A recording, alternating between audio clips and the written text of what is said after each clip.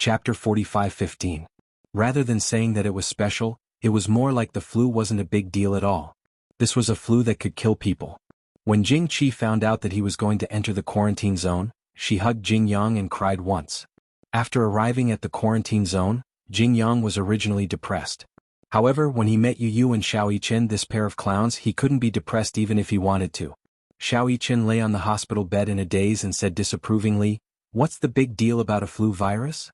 I've seen all kinds of things and I've gone through life and death with Yu Yu several times. It's just a flu virus." Everyone looked at him. However, Xiao Yichen's retribution soon came. The next day, Xiao Yichen's condition took a turn for the worse. His high fever didn't subside. He had a strong constitution since he was young and rarely fell sick. However, his fever suddenly rose to 39.8 degrees Celsius. Yun Shishir and Mu Yaja only went back at night. When they came back the next day, Xiao Yichen was lying limply on the bed and couldn't move at all. He had paid the price for his big words yesterday. For some reason, Yu looked at Xiao Yichen, who was lying limply on the bed with his eyes half closed and a thermometer in his mouth. It was clearly a very serious matter, but she felt like laughing. Did Xiao Yichen's words yesterday count as setting a flag? In the morning, the news broadcast on the television reported a few cases of illness. There was a death in the hospital affiliated to Southwest University of China. Furthermore, the flu virus this time had already spread around the world. The World Health Organization had already named the flu virus shaman. According to research, it should have originated from a person who ate sick pork that died from the coronavirus and had a high fever that didn't subside, leading to pneumonia. The virus was spread through the air. However, the virus had to pass through many levels of immune protection in the body. Adult immunity was stronger, but children's immunity was weaker. Therefore, the flu this time was more common among children. The flu virus would stay in the body for a period of time. Simply put, if the person didn't survive the high fever and subsequently develop pneumonia, it would be fatal. If they survived the fever and didn't have any major problems after a period of observation, they would have a preliminary immunity to the virus and would not be infected again. However, Xiao Yichen's sudden collapse caught everyone off guard. Xiao Yichen had a good physique. Mu Yaja had said that he rarely fell sick when he was young and rarely caught a cold. He had been in good health since he was young. No one had expected him to fall sick all of a sudden. The doctor explained that whether it was a child or an adult, it was not a good thing to be sick often or not. They often fell sick because their bodies were weak, but if they didn't fall sick for a long time, the body's antibodies would become less and less. When a serious illness came, it would be difficult to resist. This was because the body would produce antibodies to the virus after recovering from the illness. The next time the illness occurred, it wouldn't be so serious. If the body had minor illnesses frequently, the body would produce more antibodies, and the ability to resist the disease would be strengthened. Catching a cold was a detoxification process. Xiao Yichen rarely fell sick. Therefore, when the flu came aggressively, his body lacked the antibodies to resist it, and he collapsed immediately. Other than him, Yue Yao and Jing Yang's conditions improved a lot. Xiao Bao and Yu Yu were still in the same condition. They were neither good nor bad. The doctor said that Xiao Yichen's condition was more serious. If his high fever didn't subside, it would lead to viral pneumonia, and his life would be in danger. Chapter 45:16. Yun Shishir was scared out of her wits and stayed by Xiao Yichen's bedside. Yue Yao's heart ached for her brother as well.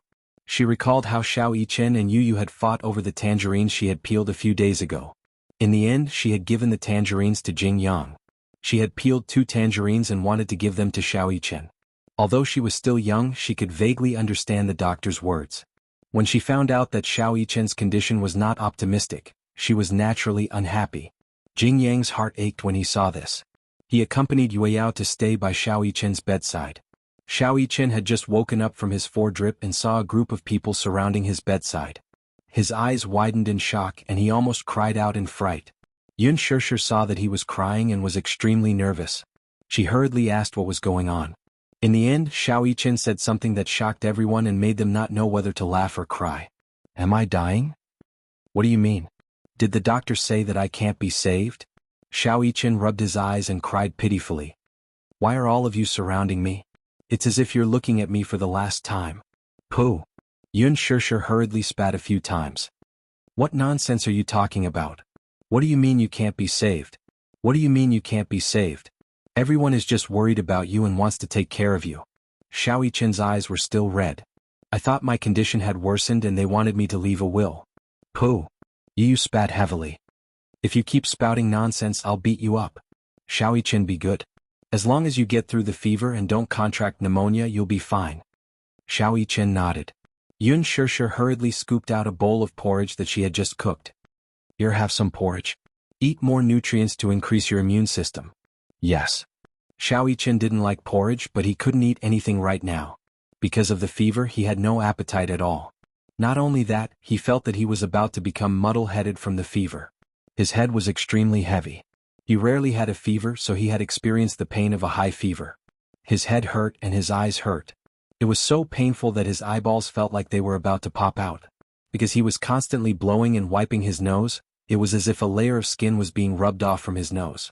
Yun Shishir patiently fed him a bowl of porridge. In the end, Xiao Yichen woke up from his afternoon nap and felt his stomach churn. He threw himself into the trash can beside the bed and vomited.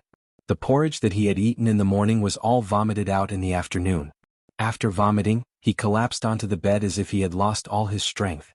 His stomach acid churned, and he felt so uncomfortable that tears fell from his eyes. Yun Shishir's heart ached as she watched from the side. When had Xiao Yichen ever suffered like this? She couldn't help but recall Yu's childhood. She had also suffered like this in the hospital.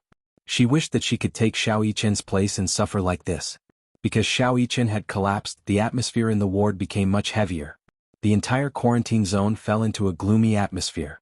Everyone was on tenterhooks, afraid that they would be the first patient to die in the quarantine zone of the hospital.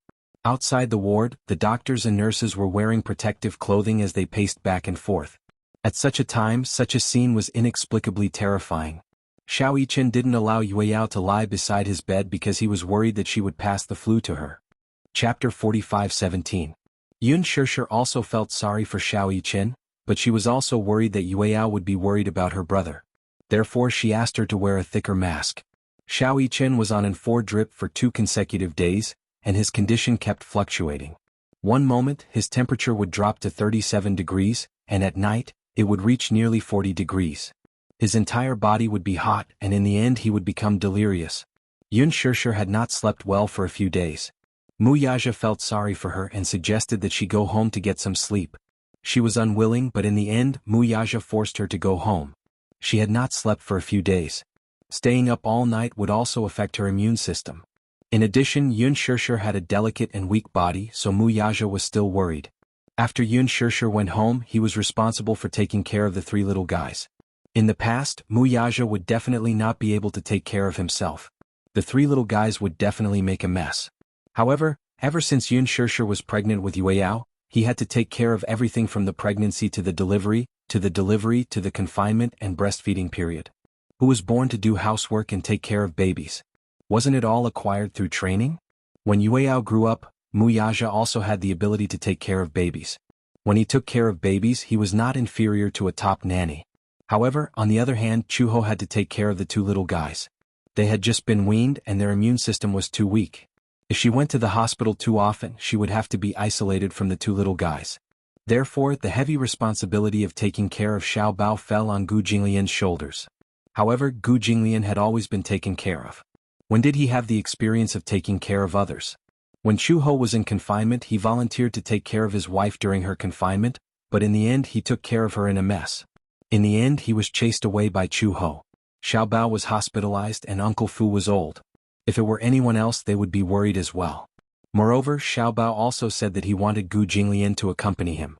Naturally, Gu Jinglian could only do it himself. In the end, Xiao Bao regretted it a few days later. How did Gu Jinglian clean his face? Just like wiping a table, she covered Xiao Bao's face with the face towel like a rag. Then, like kneading dough twist, she rubbed his face until it was red.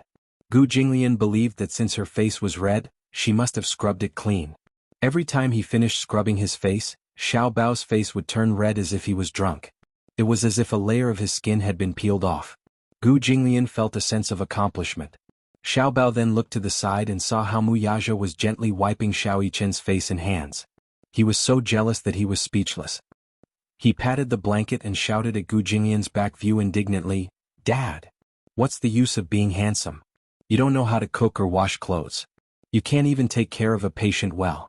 Can your handsome face be used as food?" Gu Jinglian turned around gloomily. He was about to flare up. But since Xiao Bao said that he was handsome, he was satisfied. Xiao Yichen was not convinced when he heard this. He supported his weak body to sit up and said indignantly, "Is your dad handsome? He's not as handsome as my dad. My dad is the most handsome in the world. He's the richest and the most gentle. Can your dad compare to him?" Chapter 45:18. Muyaja's eyelids twitched fiercely. It was understandable for children to brag and compete. But when did violence become a category of comparison? Tisk tsk. My daddy won't compete with you in violence. Xiao Yichen gave him a thumbs up. My daddy is rich. My daddy has a lot of money. He can build a few Eiffel Towers for me to climb with his money. Muyaja almost vomited blood. He was secretly calculating if he could really build a few Eiffel Towers with his wealth. While he was still calculating, the two little guys had already started bragging. My daddy can cook Chinese food, Western food, pasta, instant noodles, and pizza. My father knows how to write song calligraphy in regular script and seal script. Every piece of calligraphy is priceless. Our family lives in a big villa. Our family has a big courtyard. My daddy's Xingyu Financial Group can buy your Gu Corporation.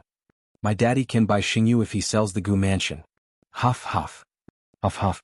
The two little guys were panting after 300 rounds of verbal sparring. Yu suddenly walked gracefully in front of Xiao Yichen and said calmly, "Xiao Yichen, open your mouth." What? As soon as Xiao Yichen opened his mouth, Yu immediately stuck the thermometer into his mouth. Xiao Yichen frowned, held the thermometer in his mouth and glared at Yu. Wow, it's finally quiet. Yu took a deep breath and suddenly felt that the world had become beautiful. Ha! Who told you to show off? Now you can't say anything, right? While Xiao Bao was feeling smug, Gu Jinglian's tall figure had already approached. Before he could react, the big devil pinched his cheek and stuffed the thermometer into his mouth. This time, the two little guys were as quiet as chickens and stared at each other. However, even so, neither of them was convinced. They crossed their arms and glared at each other with resentment. 5 minutes later, Yu took out the thermometer and looked at the temperature. His brows furrowed. Tisk. Muyaja came over sternly. How is it? The temperature has risen again. Yu showed the thermometer to Muyaja. 39.5 degrees. High fevers are recurring. This situation is not optimistic. Gu Jinglian started to worry as well. Although they usually bickered, he was still worried about little Yichen's condition at critical moments. Should we call the doctor? The doctor came this morning and prescribed some medicine and drips, but his condition is still not improving. If this situation continues, little Yichen will be sent to the quarantine zone. The complete isolation zone was the severe isolation zone. That meant that his life could be in danger. Usually, a patient would be in a room in such an isolated area and no one would have the right to visit them. Xiao Yichen was also worried. He lay on the hospital bed and looked listless. Is the fever coming on again? The fever had already subsided this morning. Will I never recover? Try saying that again. Yu and Muyaja said in unison. Xiao Yichen kept quiet. Xiao Bao couldn't bear to see him like this. All right, I won't argue with you anymore. It won't be too late to argue with me when you're fully recovered. Now get some rest. Chapter 45:19. Xiao Yichen glanced at him resentfully from the corner of his eyes. That's why you should keep a distance from me. Don't get infected by me when the time comes. What's there to be afraid of? I'm not afraid of getting sick. Gu Jinglian suddenly became nervous and gave him a knock on the head. Don't raise a flag. Xiao Bao tilted his head. Dad, what's a flag? Gu Jinglian pinched his son's cheeks in disappointment. Although he was angry at him, his heart ached for him even more. These words were just like how a general would say to his beloved female lead in a TV series, "When I come back victorious, I'll marry you." It was as scary as that. However, Gu Jinglian's worries came true very quickly. The next day, Gu Jinglian woke up after a night of watching over Xiao Bao. He had a high fever. The doctor did his rounds and checked on his condition. He said that Xiao Bao's condition had worsened just like Xiao Yichen's. Hence, he suggested that Xiao Yichen and Xiao Bao be quarantined. This would be considered a completely quarantined area. Gu Jinglian's heart sank when he heard this. He was still wondering if he had not taken good care of Xiao Bao and Xiao Bao's condition had worsened instead. Muyaja also could not bear to send Xiao Yichen to quarantined alone. After all, if they were quarantined alone, he would not have the right to visit them. Xiao Yichen would definitely be lonely in the quarantined area alone. However, since the doctor had said so, Muyaja had no choice but to agree for Xiao Yichen's sake. Gu Jinglian naturally agreed. He had even thought that Xiao Bao would recover soon and be discharged from the hospital. He did not expect Xiao Bao's condition to worsen as well. Chu Ho and Yun Shishir found out that they would be transferred to the quarantine area in the afternoon. Despite Mu Yaja and Gu Jinglian's attempts to stop them, they insisted on coming over to take a look. Both of them were worried sick. In the afternoon, Yun Shishir and Chu Ho rushed over one after another. Xiao Bao and Xiao Yichen's conditions had taken a turn for the worse. Whatever they ate, they would vomit it out after a while. Not only did they have a high fever, but their mental states were also worrying. Yueyao secretly hid in the bathroom and cried. Jing Yang accompanied her and couldn't bear it. Yu stayed by Xiao Yichen's bedside and held his hand tightly. Although he usually found this older brother annoying, Xiao Yichen was in a critical situation. No matter how strong he was, he couldn't help but cry. Even though he was seriously injured, he endured it and didn't cry. Facing the extremely weak Xiao Yichen, Yu couldn't hold back his tears anymore. He clenched his teeth and covered his face as he cried secretly. Xiao Yichen could only open his eyes and look at him. He didn't even have the strength to speak. He wanted to raise his head and hold Yu's hand to comfort him and tell him not to worry, but he didn't even have the strength to speak. Xiao Bao's condition wasn't any better. He was much more delicate than Xiao Yichen to begin with. Initially, he was still strong enough to endure the pain of his high fever. However, when he saw Chu Ho, he immediately broke down and sobbed sadly. "Mom? I feel terrible." He felt as if his entire body was on fire, but he was also extremely cold. He felt hot with the blanket wrapped around him, but without the blanket he was so cold that he shivered. He didn't even have the strength to get out of bed. Chu Ho rushed over and hugged him tightly. She couldn't bear to part with him. She had secretly asked the doctor about Xiao Bao's condition, but the doctor couldn't be sure. Chapter 45:20. After all, no one was prepared for the sudden onset of the flu. What he meant was that Xiao Bao and Xiao Yichen were in a similar predicament. As for the other children, even though they were not suffering from any symptoms yet, they could not rule out the possibility that the flu virus was still in its incubation stage. Since it was an unknown flu, no one could determine the mortality rate, cure rate, and sequelae of the flu. All they could do was try their best to save the children and study them. Many hospitals in the capital had news of nurses and doctors collapsing. A few nurses' immune systems had deteriorated due to inadequate protection and working overtime. Unfortunately, they were infected. Apart from that, many doctors had been fighting on the front lines for a long time and fell ill from overwork. Some even died on the operating table. The constant news reports made the public anxious and immersed themselves in the fear of the flu. On the streets, in the shopping malls, and in schools, everyone was wearing a mask. Taking the temperature every morning had become a routine. The thermometers in the pharmacies were sold out. In the alleys of the city, everyone was on tenterhooks, afraid that they would fall victim to the flu virus. Even if they could not accept it, they had no choice but to accept it. Yun Shishir secretly cried in the bathroom for a long time. She wiped her tears and applied cold water to her face before walking out of the bathroom. She walked to Xiao Yichen's bedside and replaced Yu. Xiao Yichen gently held Yun Shishir's hand. He looked at the doctors and nurses who had surrounded the bed and asked nervously, "Mommy, am I going to be quarantined?" "Yeah." Yun Shishir squeezed his palm and choked back her sobs. "It's okay. It's just a small problem. Mommy will wait for you to get better, okay?" "Yeah, I think it's just a small problem too." Xiao Yichen blinked and said disapprovingly, "I'm in good health. How can I be defeated by such a small flu virus?" "Yeah." Yun Shishir nodded her head vigorously as though she was using Xiao Yichen's words to convince herself. Xiao Yichen couldn't bear to see her holding back her sadness. He pursed his lips and looked at the ceiling to hold back his tears. He was not afraid of getting sick, but he was afraid that Yun Shishir would be worried. She was so fragile. If she worried about him all the time, she would not be able to eat or sleep well. He must not show any signs of weakness, otherwise she would be even more worried. Therefore, Xiao Yichen pretended to be relaxed and said, "Mommy, when I leave the quarantine zone, I want to eat your black pepper steak. That will have to wait until you come out. For the sake of Mommy's black pepper steak, I have to work hard to get healthy." Xiao Yichen said confidently, "Don't worry, Mommy. I won't make you wait for too long." The doctor and nurse looked at each other and felt a little sad. The nurse walked over and said to Xiao Yichen, "Little boy, say goodbye to your daddy and mommy, okay?" "I don't need to say goodbye." Xiao Yichen's voice was a little choked up, but he still said stubbornly, "I'll be back soon." He and Xiao Bao were moved to a gurney and slowly pushed out of the ward. A group of people surrounded them as they walked towards the quarantine zone. 2 hospital beds were pushed to the quarantine zone door, one after the other. Xiao Bao's bed was pushed over to be next to Xiao Yichen's. Chapter 45:21. Xiao Yichen saw the fear and trepidation in Xiao Bao's eyes. He reached out his hand and said, "Come, hold my hand." Through the mask, little treasure winked mischievously at him and held his hand in the same way. Perhaps to Xiao Bao, the flu was just an ordinary cold. It wasn't that serious. However, Xiao Yichen was deeply aware of what he and Xiao Bao were facing at the same time. It was a test of life. If they couldn't pass this test, they might not be able to survive. He heard from the doctor that although he had a good physique, he rarely fell sick since he was young. Because of this, his body produced very few antibodies. As a result, his illness came like a landslide. He didn't have many antibodies to defend against the flu virus. Hence he collapsed. The two children were sent to the quarantine area. Yun Shishir was distracted all day and all night. She didn't know when Xiao Yichen would be able to walk out of the coma. However, at the same time there was good news. Yueyao's condition was slowly improving. If there were no accidents within a week, he should be able to be discharged.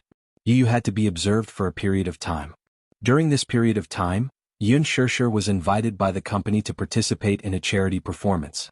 It was a song that praised the angel in white. It was used to encourage the medical staff on the front line. At the same time, it was used to calm the panic of the public. Yun Shishir suppressed her worry and went to the sound engineer to record a demo. Xiao Yichen and Xiao Bao were sent to the quarantine area. The ward suddenly quieted down.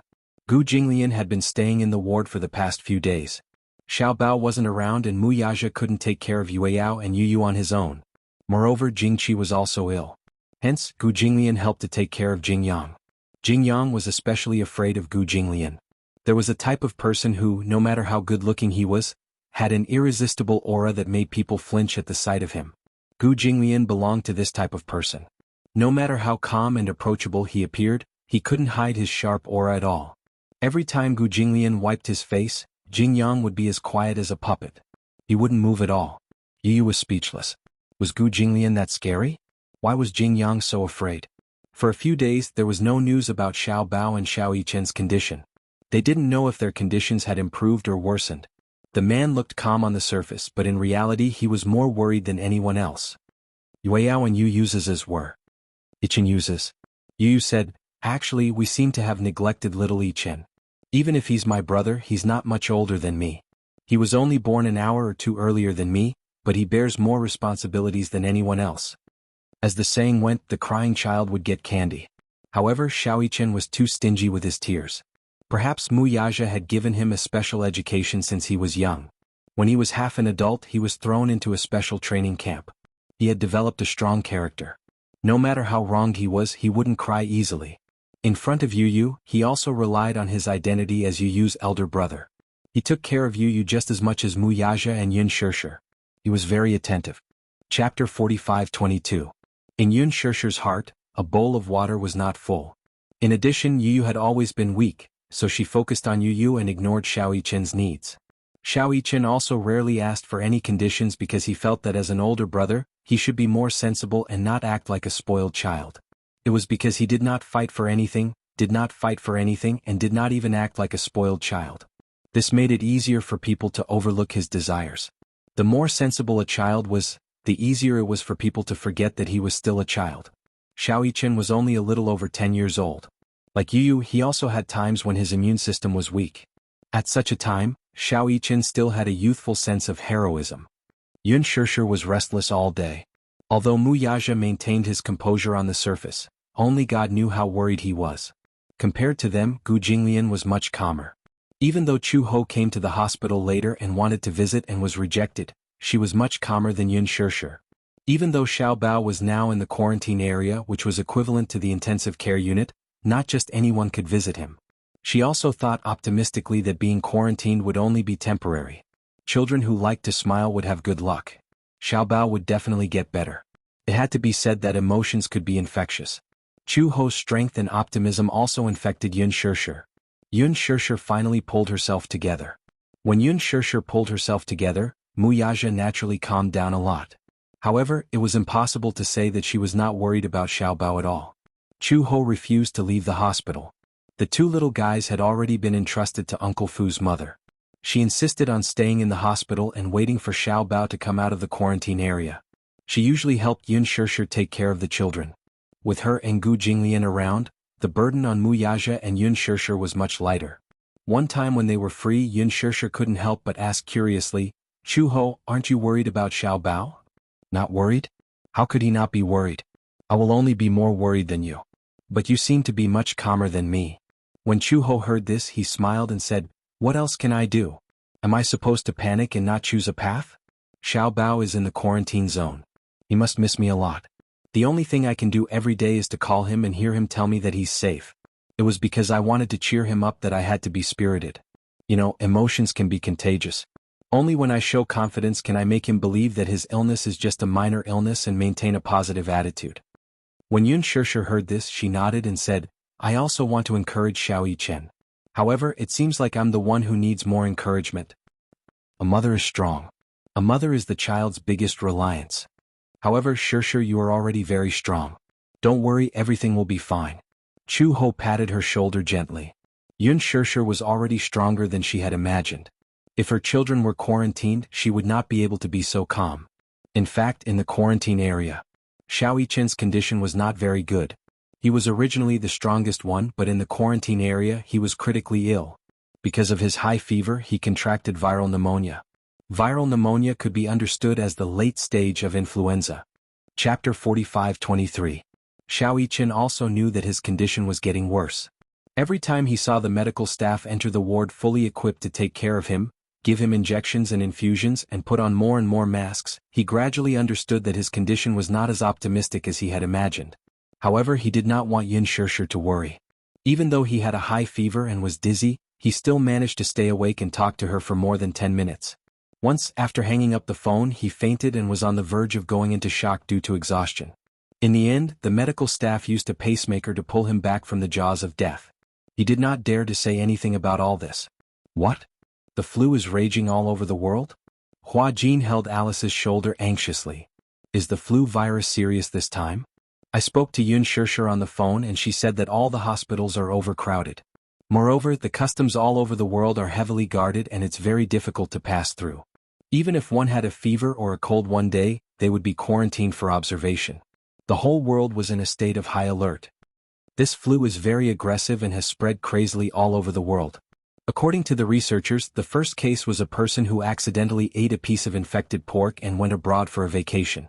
This flu is the most contagious among children. Even adults with weak immune systems can't escape from it. Hua Jin said with lingering fear, "At first I thought it was just a common cold. Later I heard that there were already deaths. Now, I heard that Xiao Yichen's condition is very serious. Yueyao and Yu are still quarantined in the hospital. I wonder how they are doing?" Initially, when he found out that the 3 little guys were infected with the flu, he was in a hurry to go back. However, the customs clearance was very strict. Anyone with the slightest sign of a cold would be quarantined. Even those who seemed to be perfectly healthy had to go through health procedures. The global tourism industry was in a terrible downturn. Because of this flu, all the industries in the world were facing huge losses. So far, there have been hundreds of deaths around the world. Among them, there are many doctors who died in the line of duty. Hua Jin was a little restless. "By the way, is there any news from Gongjie recently?" Alice shook her head. "Thanks to the flu, there's been no news from Gongjie. So far, we haven't gotten any news about him. He can't be trapped in another country's territory, right? It's not impossible." Alice was also worried. "But don't worry too much. Do you think Gongjie might have accidentally contracted the flu? After all, the flu is raging all over the world now, and many people are infected without any precautions." "How would I know? I'm not one of his immune cells." Alice narrowed her eyes and changed the topic. "You seem to be very concerned about him? Aren't you worried?" Alice replied truthfully. "I'm worried." How could he not be worried? It was just that she wasn't as obvious as he was. Hua Jin disagreed. "Isn't it normal to be worried?" Alice said, "Don't worry. With Gongjie's physique, he'll definitely." Chapter 45-24. Alice widened her eyes in shock. "What? Don't raise flags." "Flag? What flags? What did he mean by that? Haven't you heard of it?" In many television dramas, the general would say to his childhood sweetheart, "When I'm done with this war, I'll come back and marry you." "And then?" Hua Jin looked gloomy. "And then the general never came back. He died on the battlefield." Alice was speechless. Look, Shirshir also said that with Xiao Yichen's amazing physique, he won't fall sick easily. Look, his illness came like a landslide. He's completely quarantined now. Shirshir can't even see him more than a few times now. Alice licked her lips awkwardly and started to fidget. Pooh. She hurriedly spat it out. Hua Jin slumped on the sofa. He wanted to go back to China but he couldn't. He didn't know where Gongjia was. Although it was absolutely safe here, he couldn't go anywhere else. Anxiety. Anxiety? It was another torturous few days. There was good news from the hospital. The authoritative professor had already extracted the influenza virus DNA in the research lab and put it into the research of a vaccine. Everyone was looking forward to the development of a vaccine to cure this influenza virus as soon as possible. Chu Ho inquired about Xiao Bao's condition from the office. Compared to Xiao Yichen, Xiao Bao's condition was gradually stabilizing. You should be on good terms with Mu Yichen's parents, right? The doctor asked in a roundabout manner. Chu Ho nodded. She came to the office alone. Yun Shirshir didn't come with her. Hence, the doctor told her everything. Compared to Xiao Bao, Mu Yichen's condition doesn't seem to be as optimistic. A child with the same condition as him has unfortunately passed away this morning. Chu Ho's expression froze when she heard this. What do you mean by that? I want her to be mentally prepared, but I don't dare to say this in front of her. Chu Ho's gaze fell on the stack of files beside the doctor's hand. On top of it was a report on the donation of a body for medical research. In the age column, the person who wrote it was only 7 years old. This file should be from the child who passed away this morning from the flu that the doctor mentioned? Only 7 years old, he was still so young. He was about the same age as Xiao Bao. Chu Ho felt her heart ache just thinking about it.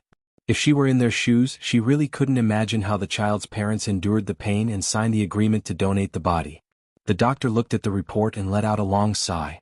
There were obvious traces of tears at the corner of his eyes. She was a very lovely girl. Before she died, she said that her wish was to eliminate this influenza. Her parents are university professors. After learning of their daughter's wish, they signed the donation agreement. Chu Ho clenched her fists. She calmed herself down and asked, Then? Xiao Yichen. Is his condition that serious too? The doctor replied truthfully, Yes, it's much more serious than this. What? Xiao Yichen's condition was worse than this girl's. Then wouldn't it be very dangerous?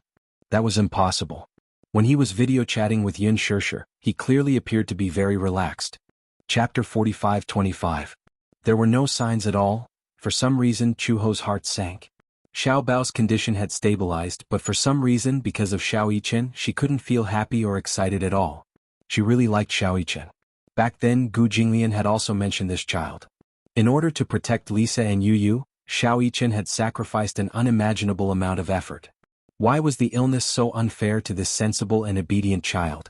When Chu Ho returned to the ward, Yun Shirshir had just finished washing the clothes. When she saw Chu Ho, she quickly went up to her and asked, Chu Ho, have you asked the doctor? How's Xiao Bao's condition? When Chu Ho saw her, she didn't know how to answer. She could only smile and say, The doctor said that Xiao Bao's condition has stabilized. Really? Yun Shirshir's eyebrows relaxed happily. She was genuinely happy for her. That's great. Does this mean that if there are no accidents, Xiao Bao will be able to leave the quarantine area soon? Before the vaccine is developed, we can't be sure. If he hasn't fully recovered, he can't leave the quarantine area. Then, at least this means that Xiao Bao's condition is much better. Yun Shirshir asked again, Did the doctor say anything about Xiao Yichen's condition? Chu Ho was speechless. Her expression suddenly darkened. She was someone who couldn't hide her thoughts. When Xiao Yichen was mentioned, her expression turned ugly. When Yun Shirshir saw this, she immediately guessed something. She asked tentatively, The doctor said that Xiao Yichen's condition isn't very optimistic, right? Yeah. What's the situation? Yun Shirshir grabbed her hand and said, Chu Ho, tell me the truth. Shirshir, I don't want to hide it from you. Xiao Yichen's condition is critical. His condition is more serious than you think. There's a little girl who just this morning, her parents signed the agreement to donate her body. Xiao Yichen's condition is much worse than hers. Even the doctors are impressed. Perhaps it's because of his strong willpower that he's able to hold on until now. Before Chu Ho could finish his words, Yun Shirshir's eyes widened and tears rolled down her cheeks. When Chu Ho saw this, he was even more at a loss. Shirshir, I didn't want to tell you at first, but I hope that you're mentally prepared. Nobody wants the worst to happen, but I can't hide anything from you. Yun Shirshir lowered her head and wiped her tears with the back of her hand. It's okay, it's okay. I asked you to tell the truth. But even though she was comforting him like this, his tears still flowed even more violently. Yun Shishir choked a little and said, "That's impossible. Xiao Yichen and I video call each other every night. He seems very optimistic when I see his condition. I even thought that he would recover soon. I've already made plans to get him out of the hospital." Chu Ho sighed and said, "That's because he didn't want you to worry. Actually, he knows his own condition best. I heard that there was one time when he went into shock after hanging up the phone because he was exhausted. He had to use a pacemaker to pull him back." Ah, Yun Shishir became nervous. "Should I not video call him every day?" "Shishir, sit down first." When Chu Ho saw Yun Shishir's helpless expression, his heart ached terribly. Yun Shishir was extremely disappointed. Chapter 45-26. In front of Chu Ho, Yun Shishir wanted to remain calm. However, when she thought about how Xiao Yichen had forced himself to smile during the video call, the more sensible he was, the more her heart ached. When she thought about the possibility of losing him, the memories of the past resurfaced. Or perhaps, when she was about to lose him, she regretted not doing enough and had many regrets. She broke down and covered her face as she let out a suppressed cry. When Chu Ho saw this, his heart ached unbearably. She might not be able to empathize, but if the doctor told her today that Xiao Bao's condition was getting worse, she might break down even more than Yun Shishir. How is that possible? Yun Shishir couldn't figure it out. Shock. How could his condition be so serious? If it's already this serious, why didn't the doctor tell us? Chu Ho's expression was solemn. What's wrong with Xiao Yichen? Suddenly Yu Yu's startled voice came from the door. Shock? What shock? Yun Shishir raised her head in shock and looked in Yu Yu's direction. However, she saw him holding Yue Yao's hand and standing at the door with a stunned expression. His fingers, which were holding the door frame, were trembling uncontrollably. Mommy, what's wrong with Xiao Yichen? Didn't you say that if there were no accidents, he'd recover soon? She didn't know when he had stood at the door, nor did she know how much he had heard. Yun Shishir was a little flustered. You? Don't be nervous. I heard everything just now. Yu said directly, I heard you guys say that Xiao Yichen's condition is very dangerous. What's going on? Yun Shishir bit her lip and didn't say anything. Mommy, tell me. Yu walked over quickly. Yueyao was also frightened. Tears fell from her eyes. Children did not know how to hold back. What? She cried. Chu Ho was completely flustered. He hurriedly walked over and picked up Yueyao. Yueyao, don't cry. I don't want you. I want Big Brother. As Yueyao spoke, she couldn't stop crying. She clenched her fists and kicked her legs. I miss Big Brother. I want to see Big Brother. I haven't seen him for a long time. Oh, I want Big Brother. Yu grabbed Yun Shishir's hand tightly and almost interrogated her. Mommy, tell me. I don't know. I really don't know anything. What's going on with Xiao Yichen? I don't have any information at all. When Yu heard this, he frowned. His eyes flickered for a moment before he turned around and rushed out of the ward. Yun Shishir chased after him, only to see him rushing towards the doctor's office. Doctor. He rushed to the door of the doctor's office. Without knocking, he pushed the door open and entered. The doctor was sitting in front of the desk. In front of him sat a young couple who looked very down. When Yu saw this scene, his heart skipped a beat. He didn't know why, but he immediately suppressed it. Yu, what's the matter? When the doctor saw him, he looked concerned. What happened? Where's my brother? Yu walked over and glanced at the young couple. He saw that their eyes were red and it was obvious that they had been crying not long ago. When he saw the donation agreement on the table, his face turned pale with fright. Chapter 45-27. When the woman saw Yu, she seemed to be reminded of her daughter. She broke down and cried, Boo-hoo. I don't want to have another child. I've already lost Duo. She's still so young. Even if she's gone, I can't abandon her. If you ask me to have another child, I feel like I'm betraying Duo. Back then, if she had any symptoms of the flu, I could have sent her to the hospital in time. Perhaps she wouldn't have died so easily. As she spoke, the woman couldn't go on. Obviously, as her husband, he had just comforted her that they could have another child even if they lost their daughter. However, when she saw Yu and thought about how the last time she saw Duo was a cold corpse, her psychological barrier finally collapsed. The man quickly comforted her. Okay. We only have one child. We won't have another child. They had come this time to get their daughter's death certificate. However, when she saw the death certificate, her heart ached uncontrollably. The man was already very sad, but he still had to suppress it and comfort his wife. This flu had taken away their beloved daughter, but it had also taken away half of their lives.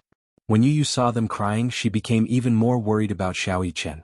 She walked to the doctor and asked worriedly, "Where's my brother? How is he now? Can I see him?" "Your brother's condition is still considered stable. But..." The doctor hesitated for a moment. "If you want to see him, it's a bit difficult. After all, he's now in the quarantine area. You can't go in." "I want to see him." As Yu spoke, her voice gradually became choked. "I really miss my brother. I want to see him. Even if it's just once." "You're not sick, right? Can't you still see the patient?" "That's because you're wearing protective clothing. I can wear it too." Yu looked at the woman and then at the man. She said to the doctor, "Do you know why they're so sad? It's because they didn't even get to see their biological daughter even once until she died of illness. The next time they saw her, it was only a cold corpse. This is their lifelong regret. Doctor, I miss my brother. I want to see him. Please."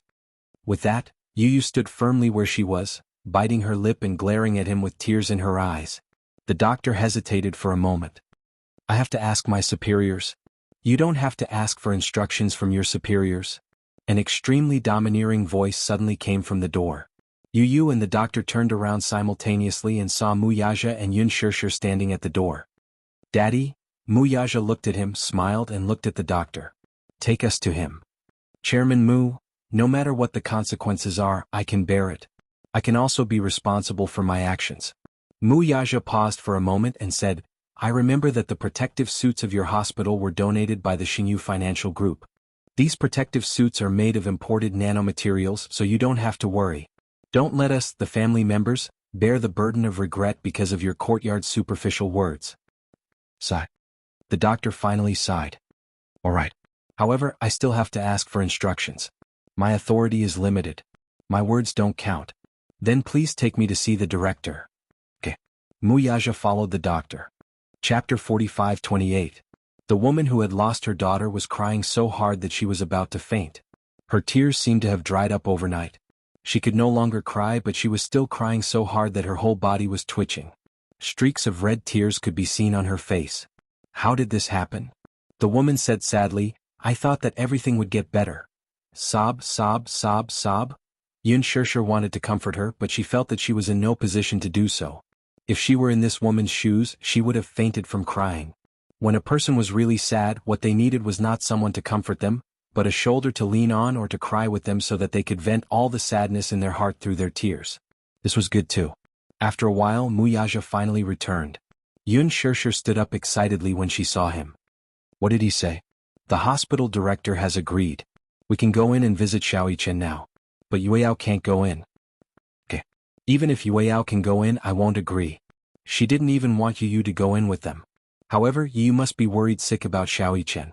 If she didn't let him in, he would definitely be angry." After receiving instructions, the three of them couldn't wait to go to the quarantine area. They changed into sterile protective clothing and followed the doctor into the quarantine area. In fact, the quarantine area wasn't as scary as they had imagined. However, because the influenza virus was airborne, everyone who entered and left the quarantine area had to wear thick protective clothing.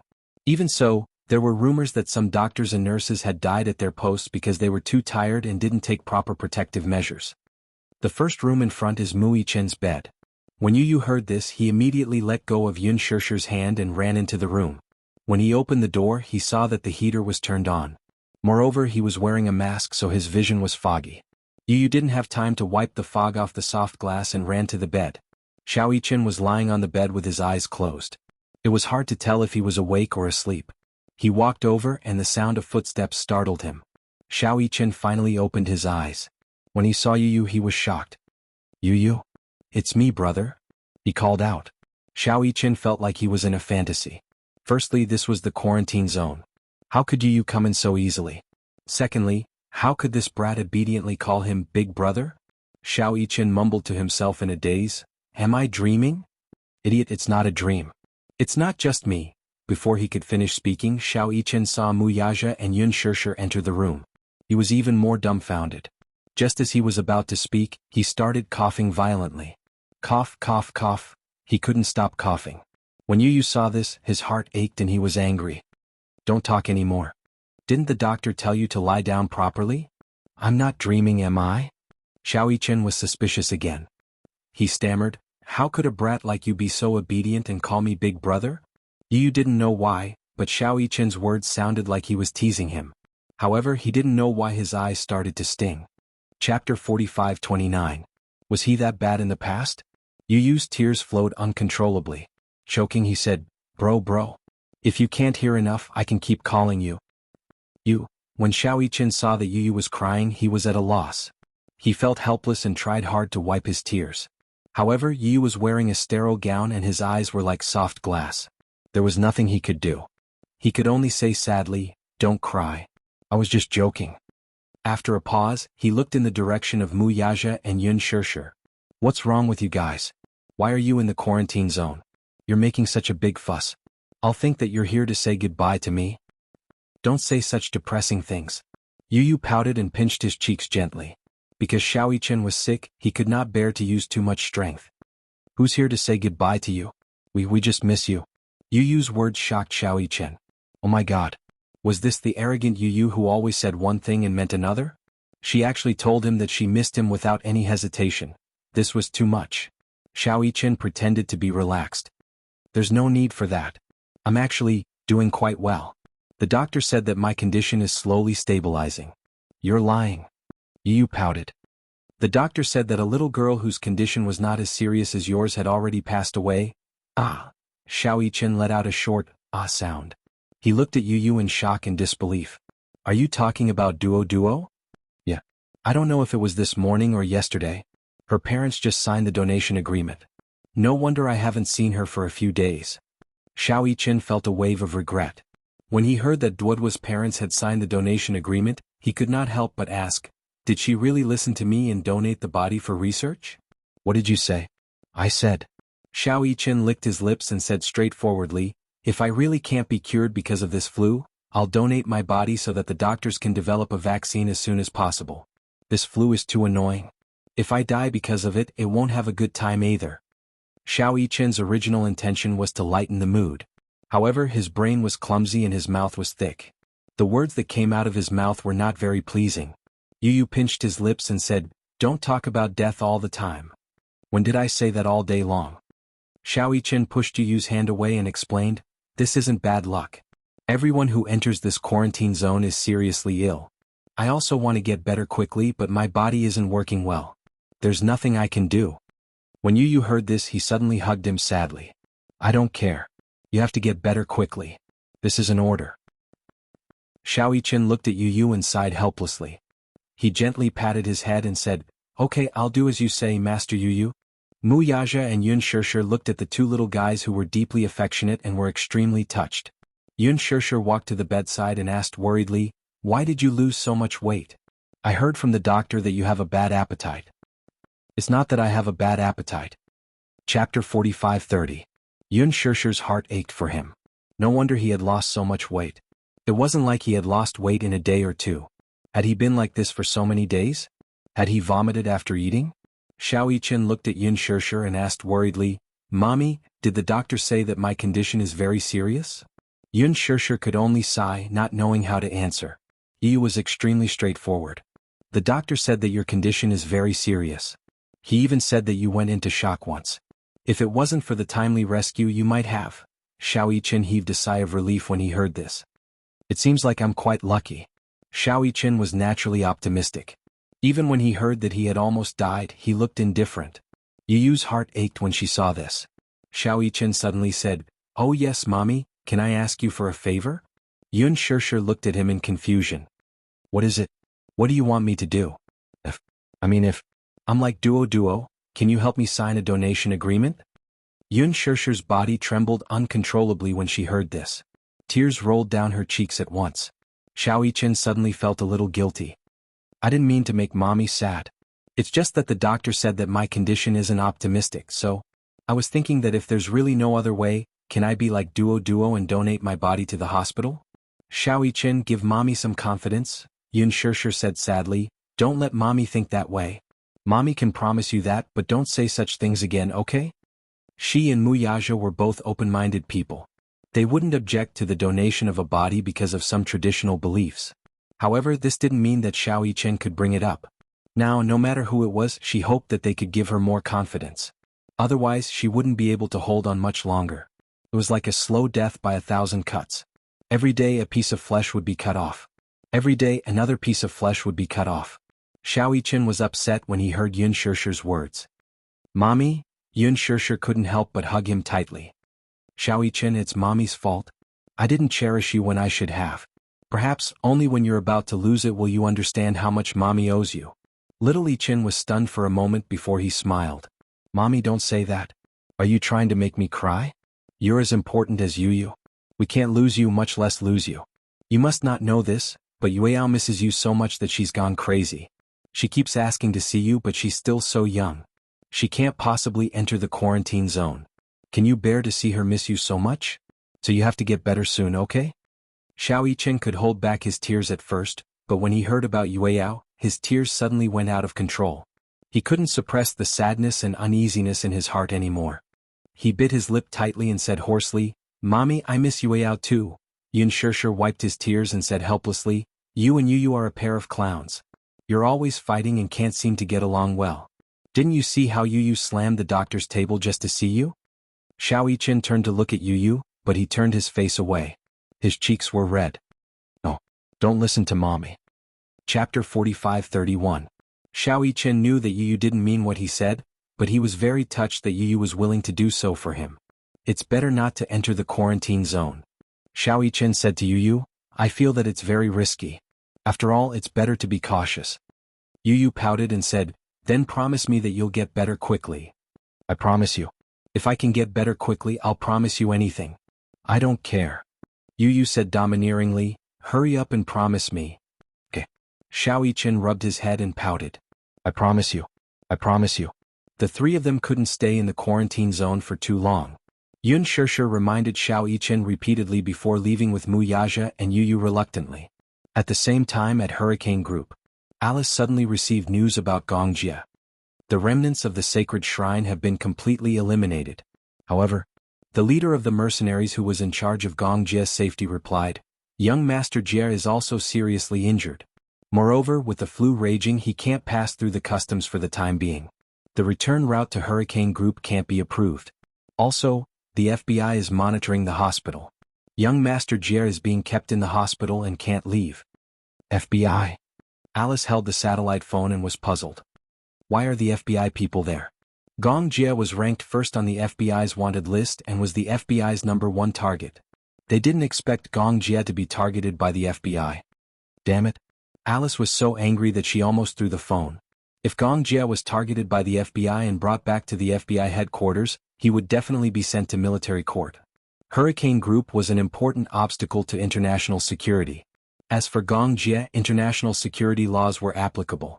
Once convicted, the Gongjie would face hundreds of years in prison. At that time, once he was locked up in the military prison, it would be extremely difficult for him to leave. Alice immediately reported the news to Gong Xiaoying. When Gong Xiaoying heard the news, he said without thinking, "Humph. In my opinion, the remaining members of the Sacred Hall of Light are bait used by the FBI to attract Gongjie. Where is little Jie now?" "He's in the East African Neutral Hospital. He's currently under the protection of the East African president, but once he leaves the hospital, the FBI will have reason to arrest him immediately." Gong Xiaoying lowered his head and fell into deep thought. The president of East Africa had a good relationship with the Hurricanes. Usually, when there was an armed war, the Hurricanes would provide a lot of military assistance to East Africa. The FBI belonged to the M Federation. Therefore, they did not have the authority to make arrests in East Africa. However, if Gongjie left the hospital, then anything could happen. With the military strength that little Jie brought, we won't be able to safely cover little Jie's departure for the time being.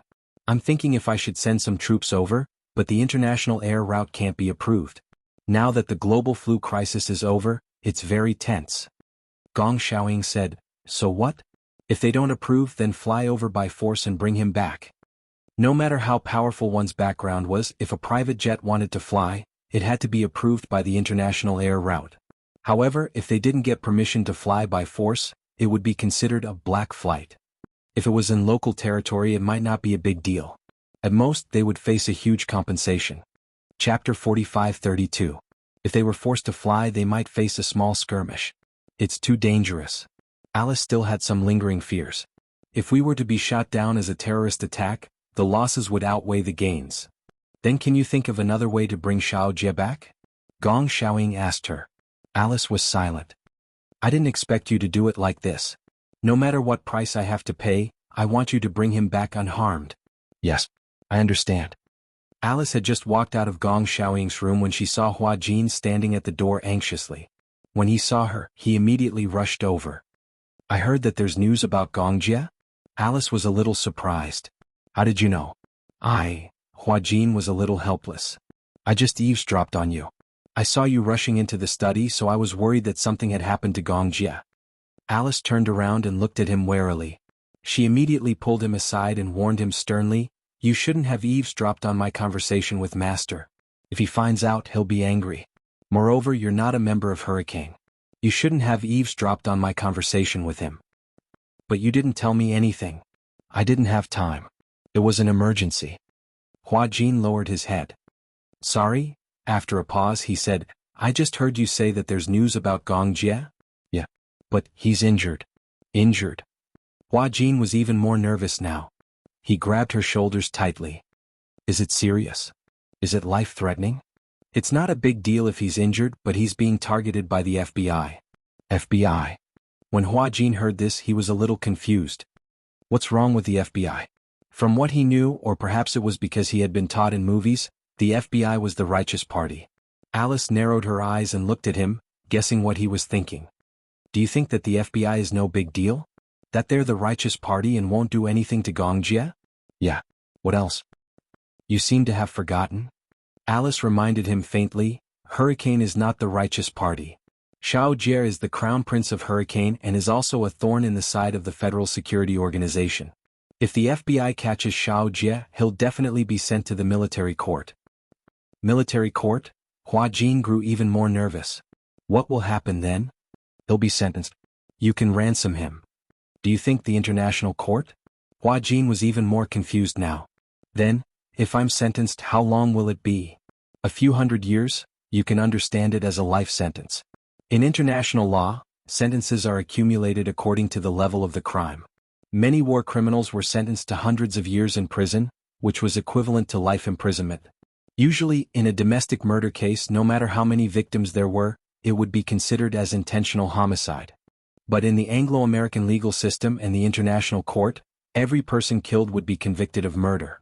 In the end, the criminal punishment for each crime would be added together, resulting in a sentence of hundreds of years. Hua Jin widened his eyes in shock. Hundreds of years. Anyway, the most important thing now is to bring Xiao Jie back as soon as possible. That's scary. Hua Jin reacted. How could he forget that Gong Jie was the #1 target on the wanted list? Chapter 45:33. Then what should we do? Hua Jin said, We have to save him as soon as possible. I'll go and approve the flight route first. Alice said, You don't have to worry about anything. Just stay on the island. I want to go too. Alice glared at him. What are you going to do? I can help a little, right? Alice was speechless. You go as long as you don't drag me down. Okay. I promise that I won't be a burden. Hua Jin thought that she had agreed and made a solemn vow. Alice glared at him, but she didn't have any temper. Anyway, you just stay on the island. Alice left without looking back. Hua Jin looked at the direction she left unwillingly and clenched his fists. Alice, the flight route still can't be approved. East Africa was not a peaceful place now. In addition to the war, there was an outbreak of influenza, and the fierce plague brought about by the war. The epidemic spread, and the international air routes had been blocked, all the routes to and from East Africa. At present, the war was in a stalemate. In addition, the troops of various countries could not enter East Africa. If it's not allowed, then we'll fly by force. Alice gave the order, and the logistics department immediately went to prepare the materials needed for the flight. Alice asked Vermilion Bird to dispatch 3 troops of mercenaries. The number of mercenaries was not important, but the quality. This time, in order to bring Gong Jie back safely, Vermilion Bird dispatched almost all the elites to Alice. They set off at a quiet dawn. Alice calculated the time. If there were no accidents, they would land in East Africa at night. The flight route avoided other countries as much as possible. At present, East Africa had fallen, and it would not pose any threat to the flight and landing. As long as they did not pass through other countries, it should be fine. This kind of thing could not be foolproof, but Alice avoided all the accidents as much as possible. At dawn, the mercenaries boarded the plane in an orderly manner. After Alice counted the supplies and the number of people, she found that there was one more person. He guessed that Vermilion Bird must have felt that this person was not enough, so she sent another mercenary. Thus he did not think too much and prepared to set off. The hatch slowly closed. Wearing the combat suit, Hua Jin carried the heavy combat bag. Looking at the tightly shut cabin door, he finally let out a sigh of relief. When Alice dispatched the mercenaries, he secretly stole a house, disguised himself as a mercenary and boarded the plane. Although Alice had repeatedly emphasized how dangerous this trip was, he still didn't care. He didn't know what possessed him, but when he thought of the danger Gong Jia was in, he couldn't stay on the island and wait for his return. He could only repeatedly warn himself not to be a burden to Gong Jia. Even though he knew that his actions were a little rash, but Hua Jin heaved a deep sigh. Beside him, a mercenary spoke. "Everyone be vigilant. We are facing the FBI this time. The FBI is the most treacherous. In order to achieve their goals, they will do anything. In short, be vigilant." "Understood." The one who gave the order was a relatively authoritative captain. Hua Jin looked at him and did not speak. After dawn, the sky turned white. The plane finally took off. Chapter 45-34. Hua Jin was jolted awake by a strong jolt. He opened his eyes in shock. The fuselage was traveling through the airflow and was shaking violently. However, the mercenaries beside him were already used to this kind of jolt. They hugged their combat hugs and continued to sleep. They were indeed well-trained mercenaries. Even their sleeping posture was uniform. Hua Jin was a little thirsty. He rummaged in the combat bag for water. Footsteps were approaching. He raised his head alertly and saw Alice looking over. Before he could lower his cap, Alice exclaimed, "Hua Jin!" Hua Jin raised his hand awkwardly and waved at her. Haha, what a coincidence. Alice also raised her hand and slapped him hard on the top of his head. "Why are you here?" And Alice tugged at his clothes in disgust and asked suspiciously, "What's with your clothes?" Also, what's up with your equipment?" Alice snatched his heavy combat bag and opened it. There were all kinds of dry food, snacks, and drinks. His eyelids suddenly twitched violently. "But I was afraid that there would be no food and water along the way, so I prepared some in advance. Last time in East Africa, he and Gong Jia almost starved to death. That was because he learned his lesson and prepared dry food in advance, just in case." Alice slapped him on the head again. "That hurts. Do you want to die?" Alice put on a fierce expression and said fiercely, "You can't even protect yourself. Why are you following us? Why are you joining us?" Hua Jin raised his hand and swore, "I swear I won't drag you guys down. You have such a big bag full of food. Are you running away? Also, the scariest thing in East Africa is not the FBI but the plague. Do you know about the plague? If you get infected with the plague, your life will be over." Hua Jin pursed his lips. "Anyway, no matter how much you scold me, I'm still going." No one could stop his will.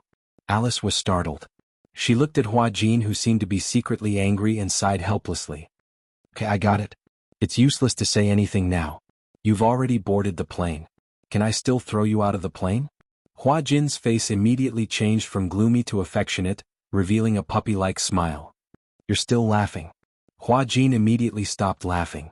Alice turned around and glanced at a man who was staring at her in a daze. She ordered, "Jack." "Yes. You are in charge of this guy's safety." Jack looked at Hua Jin with disdain. Hua Jin saw the look of disdain in his eyes and pretended not to see it, but he was not convinced in his heart. Was he that weak? Did he have to look at him with such disdain? "I don't need anyone to protect me. I can protect myself." Hua Jin patted his combat bag and said, "I brought my own gun." When in danger, he would never give in. If he was not convinced, he would fight. Alice slapped him again. "Since you're on the plane, you have to obey all orders. Otherwise, if you piss me off, I will really throw you out of the plane." She looked at Hua Jin with a threatening gaze. Chapter 45-35. There wasn't a single light in the hospital ward. The curtains were all drawn, blocking out the bright sunlight outside the window. Gong Jia stood by the window and gently lifted a corner of the curtains. With a strong ray of light, He immediately caught a glimpse of a few blonde men in casual clothes walking back and forth below the hospital. No matter how the FBI disguised themselves, their appearance was too obvious among the tan doctors and nurses. This group of people had been loitering around the hospital floor for so long. It was said that the FBI had gathered elites with high IQ, but in his opinion, their IQ was lacking. However, a fool couldn't win against a large number of people. This time the FBI had sent over 30 fully armed people. They were determined to arrest him and bring him back to the military court. He put down the curtains and turned around. In the room, a few mercenaries were sitting on the sofa, playing with the guns in their hands. "Young Master Jie, your injury hasn't healed yet. Go back to bed and lie down." Gong Jie returned to the bed and sat down. "When will Alice arrive?" "If there are no accidents, she should arrive in East Africa tomorrow." "How many people did she bring?" 3 troops. "That's enough." Gong Jie crossed his arms and leaned against the headboard. He said coldly, "When we get back, we'll settle the score with the FBI. The FBI is really shrewd. They purposely leaked the news of the remaining members to Hurricane, and Gong Jie cleaned up the remaining members. The mantis stalks the cicada, unaware of the oriole behind. Gong Jie's whereabouts were undoubtedly exposed to the FBI's eyes. However, it was still a little difficult to catch him. This hospital was a neutral hospital. It was not bound by any government treaty, nor was it bound by any international law. This was a hospital set up by humanitarian organizations to stop donations. No official organization could carry out any arrest activities here. The FBI was backed by the Federation, so they had no right to arrest anyone in the hospital. However, it was obvious how determined the FBI was to catch him. If he didn't leave the hospital, they would wait at the door.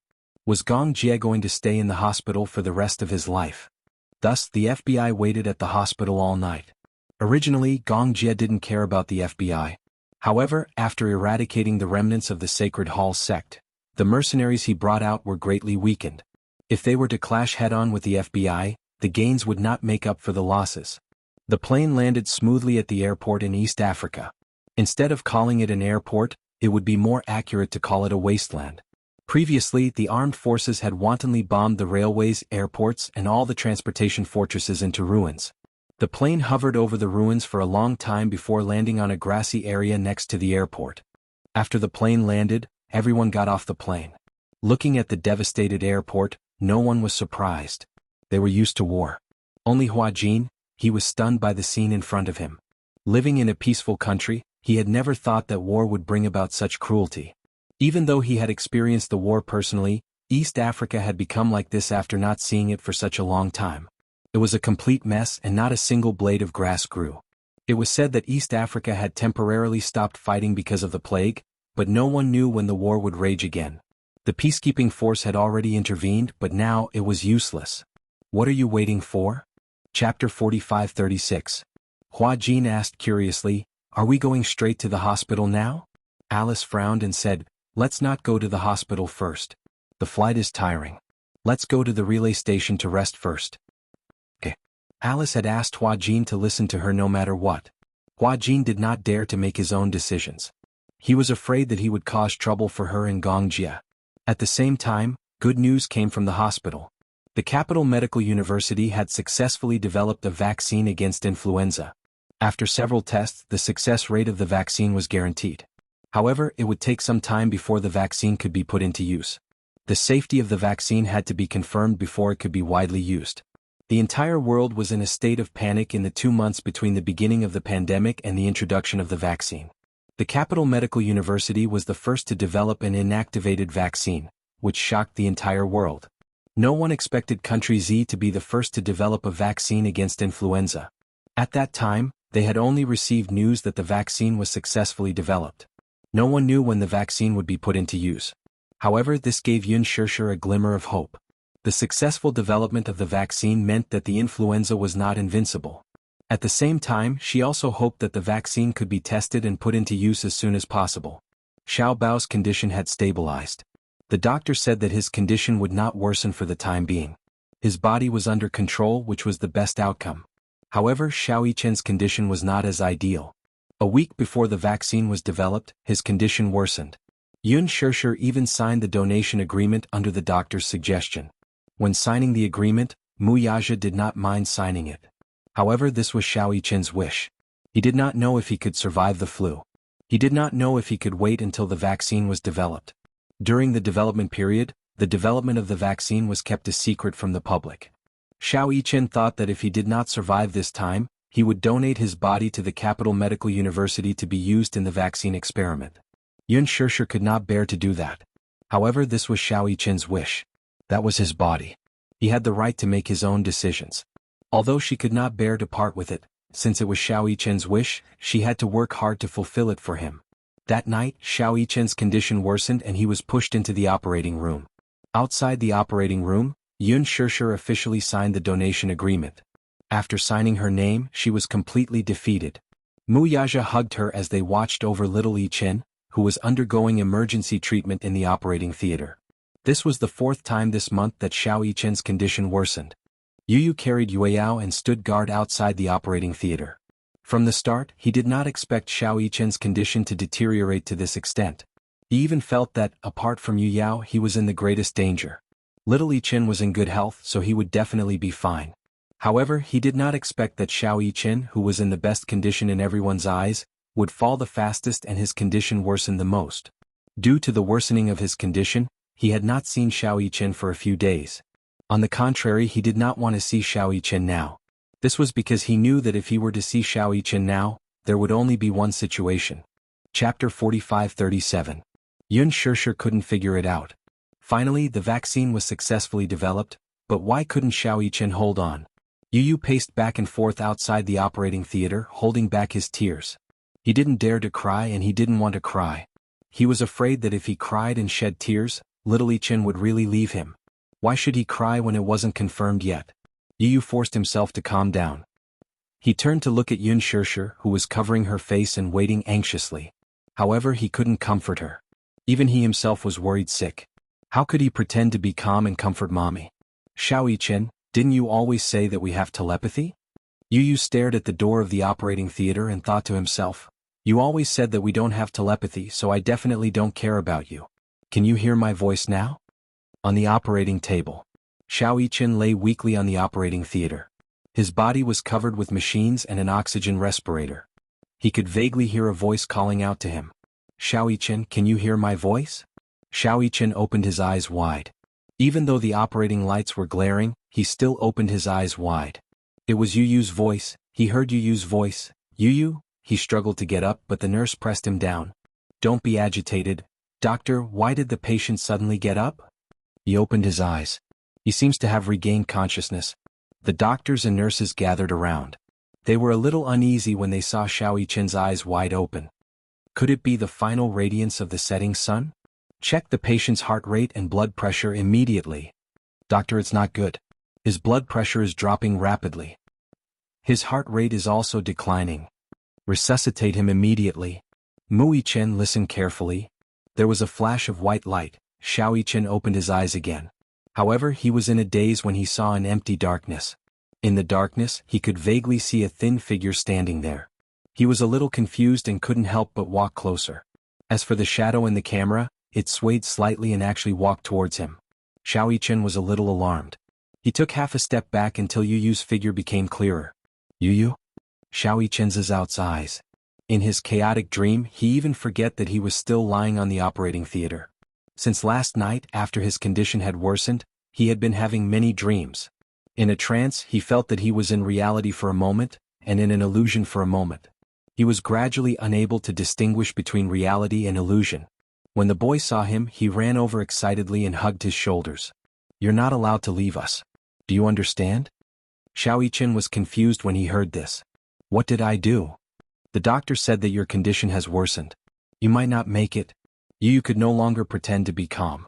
Her eyes turned red. Mu Yichen, you're not allowed to give up. Do you understand?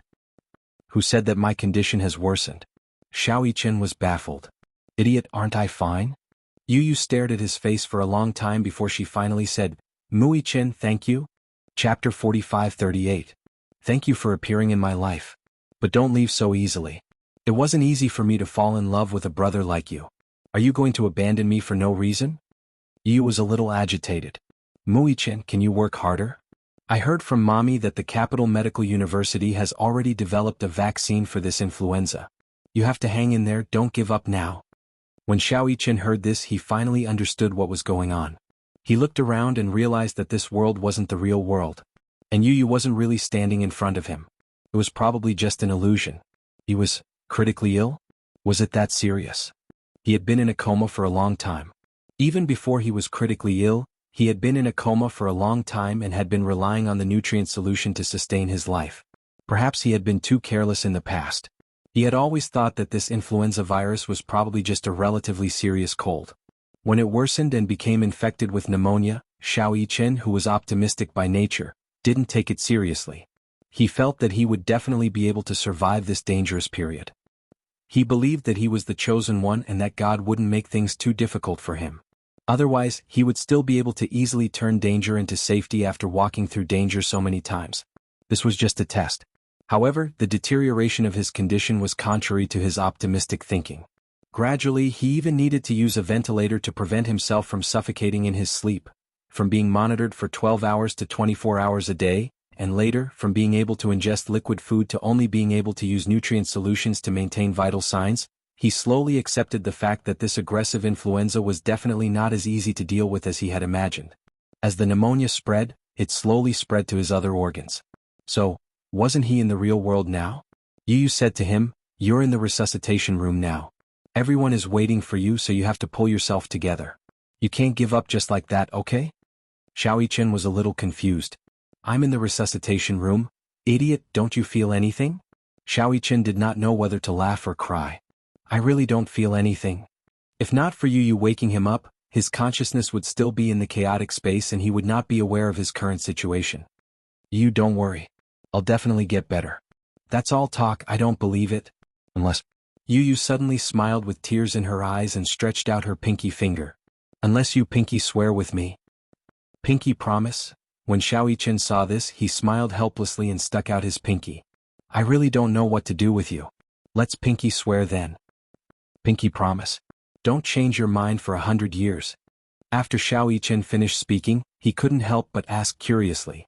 "You, I'm a little curious. You said pinky swear, but why did you have to hang yourself? And not to change for 100 years? Don't tell me that I have to hang myself for 100 years if I promise something to someone?" "Because," Yu Yu rolled her eyes and explained helplessly, "hang yourself refers to the amount of strings of money in the past. For example, a string of coins. In ancient times, copper coins were not easy to keep, so they were strung together with a string so that they would not fall. Hang yourself was a metaphor for making a decision and not changing it. Do you understand?" "Okay." Chapter 45-39. "You're obviously keeping me in suspense." "Yes, I'm keeping you in suspense. Come and chase me if you can." Yu Yu ran far away. Xiao Yichen could not help but chase after him. However, he saw a ray of white light at the end of the tunnel. It was getting bigger and bigger. Yu Yu's figure gradually disappeared into the white light without a trace. Xiao Yichen chased into the depths of the white light. He felt his entire body being enveloped by a scorching light. His body gradually rose into the air. It was as if he was in the depths of an invisible sea. He was slowly floating to the surface. At this moment, it was as if an invisible hand was pulling him down by his ankle. Xiao Yichen kicked with all his might, trying to break free from the restraints on his ankle. However, the hand refused to let go. Xiao Yichen paddled with both hands, trying to float to the surface. However, no matter how hard he tried, he could not break free from the hand. He gradually sank deeper and deeper. "Let go." He kicked with all his might. Finally, the hand let go. Xiao Yichen took the opportunity to swim to the surface of the sea. He looked up, but all he could see was white. Then he felt as if his soul was being sucked up by a powerful force. Beep, sizzle, thump. His body fell back onto the bed. Xiao Yichen suddenly opened his eyes. A thick layer of mist covered his breathing mask. The doctor was holding the pacemaker. When he saw that Xiao Yichen had finally opened his eyes, he asked in surprise, "How's his blood pressure? What's his heart rate?" "His heart rate is gradually returning to a stable level. His blood pressure is slowly decreasing." The doctor opened Xiao Yichen's eyes and shone his pupils. He finally heaved a sigh of relief. "Little guy, you gave us all a fright. Don't make such jokes in the future. It's a miracle that he woke up. He's already been in the jaws of death for a few rounds. The other side refused to take him in, so he had to come back." Xiao Yichen's life was finally out of danger. The atmosphere in the operating theater gradually relaxed. Don't scare us like this again. You know you're the little celebrity of our quarantine zone. No one wants anything to happen to you. One of the nurses who doted on Xiao Yichen the most walked over and gently tugged at Xiao Yichen's hand. That's right, Xiao Yichen. Promise us, okay? Once the vaccine is out, you'll be able to leave this place safely. Xiao Yichen was extremely weak. He struggled to break free from the hands of the Grim Reaper, using almost all of his strength. At this moment he could only nod slightly. He did not even have the strength to open his mouth to speak. Outside the operating theater, the operating lights finally went off. Yu Yu's heart skipped a beat when she saw the lights go off. Yun Shirshir was so nervous that she grabbed Mu Yaja's arm tightly, almost pinching it. Even though it hurt, Mu Yaja didn't say anything. He only cared about comforting her. Shirshir, don't be so nervous. The lights are off. Where's Xiao Yichen?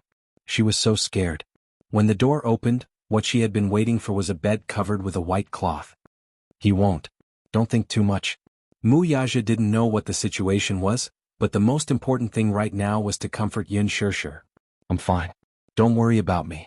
Yun Shirshir actually comforted him. The door was finally pushed open. Chapter 45-40. Yu Yu immediately rushed over. Yun Shirshir and Mu Yaja also rushed over anxiously. The chief surgeon smiled when he saw how anxious they were and immediately comforted them. The surgery went smoothly. Don't worry, Mu Yichen is in good condition now. Really? Yun Shirshir's voice became a little shrill because of her surprise. Yu Yu was relieved when he heard that Xiao Yichen was fine. He took half a step back and gave Yun Shirshir the spot closest to the bed. Since he knew that Mu Yichen was in good condition, he was relieved. He was not in a hurry to take a look. Yun Shirshir and Mu Yaja surrounded the bed. If it were not for the isolation suits, they would have given Xiao Yichen a hug. It was strange. When he first met Xiao Yichen, he could not accept him as an older brother at all. As they slowly got along, even though he accepted Xiao Yichen as an older brother, deep in his heart, he could not accept that Yun Shirshir had given half of her love for him to Xiao Yichen. There was no such thing as sharing. Love was limited just like time. When you gave your love to another person, you would leave less for that person. Yu Yu did not want anyone to share his mommy's love with him. But now he hoped that Yun Shirshir would give Xiao Yichen more of her love. If it were not for this life and death experience, he would not have realized how important Xiao Yichen was to him. He did not even realize that he was so afraid of losing Xiao Yichen. In fact, he had opened his heart to Xiao Yichen long ago. It was just that he could not bring himself to say certain things because of his dignity. Perhaps Xiao Yichen also thought that he had not completely accepted him.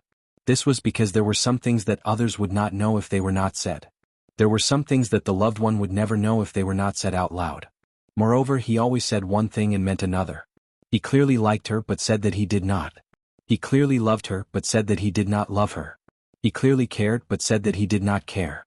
He clearly hoped that Yun Shirshir would love Xiao Yichen more, but on the surface he always pretended to be fighting with Xiao Yichen for her love. Xiao Yichen also misunderstood his words and actions. He thought that you cared more about Yun Shirshir's love than him as an older brother. Thus he was very sensible and mature. He withdrew the portion that originally belonged to him. Little Yichen must be very lonely after all this time. He was still a child, so he should be more coquettish and unreasonable. However, he was so sensible and mature. He had a steadiness that was not expected of someone his age. Now he had Yueyao. Mommy's love was going to be cut off again. But Yu Yu would work hard to fill the void that had existed for so long with his love. Unknowingly his face was wet. Yu Yu reached out to touch his cheeks, only to realize that he had been crying unknowingly.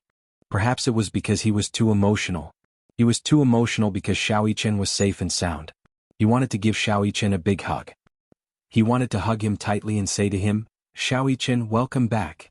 Xiao Yichen, welcome back. Chapter 45-41. At the same time. East Africa. Alice rushed to the hospital with a large team. She arranged the police around the hospital and entered the hospital with Hua Jin in disguise. Then they sneaked into Gong Jie's room. In comparison, Gong Jie's room was relatively safe. However, outside the room there was heavy security. The FBI had already monitored the entire room. Gong Jie was slightly injured. Although he had passed the critical period when he was first sent to the hospital, if the wound had not been infected, the FBI would not have had the chance to do so. When injured in East Africa, the scariest thing was the plague and wound infection, as well as the complications after infection and inflammation. Because of the war, there were corpses everywhere. It was also because of these corpses that bacteria and viruses spread wantonly. Hua Jin had just walked into the ward when he saw Gong Jie leaning on the bed in full armor. He was pleasantly surprised. Gong? He had just said one word when he realized that he seemed to be overly excited and immediately restrained himself. Gong Jie did not expect that Hua Jin would suddenly appear. He turned his puzzled gaze to Alice. Alice whistled and quickly distanced herself. It has nothing to do with me. He snuck in himself. Snuck in? Gong Jie was doubtful of this statement. Alice lifted Hua Jin's collar with a look of disdain and the corners of her lips twitched.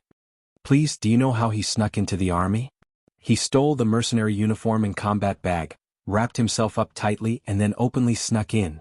I'm convinced that I didn't even notice. Gong Jie's expression turned ugly when he heard this. What are you doing here? Hua Jin casually made up an excuse. I'm just here to take a look. You came to a war-torn area to take a look? Gong Jie snorted coldly. If your words are posted online, you'll be called a brainless idol. Hua Jin heaved a sigh of relief. I'm not a public figure anymore. There's no need for such taboos. When he was a public figure, he had to be on tenterhooks with every word he said.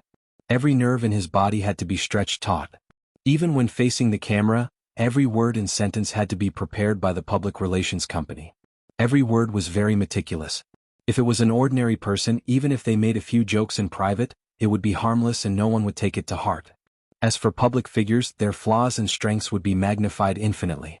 Even if it was an unintentional mistake, he would be consigned to eternal damnation.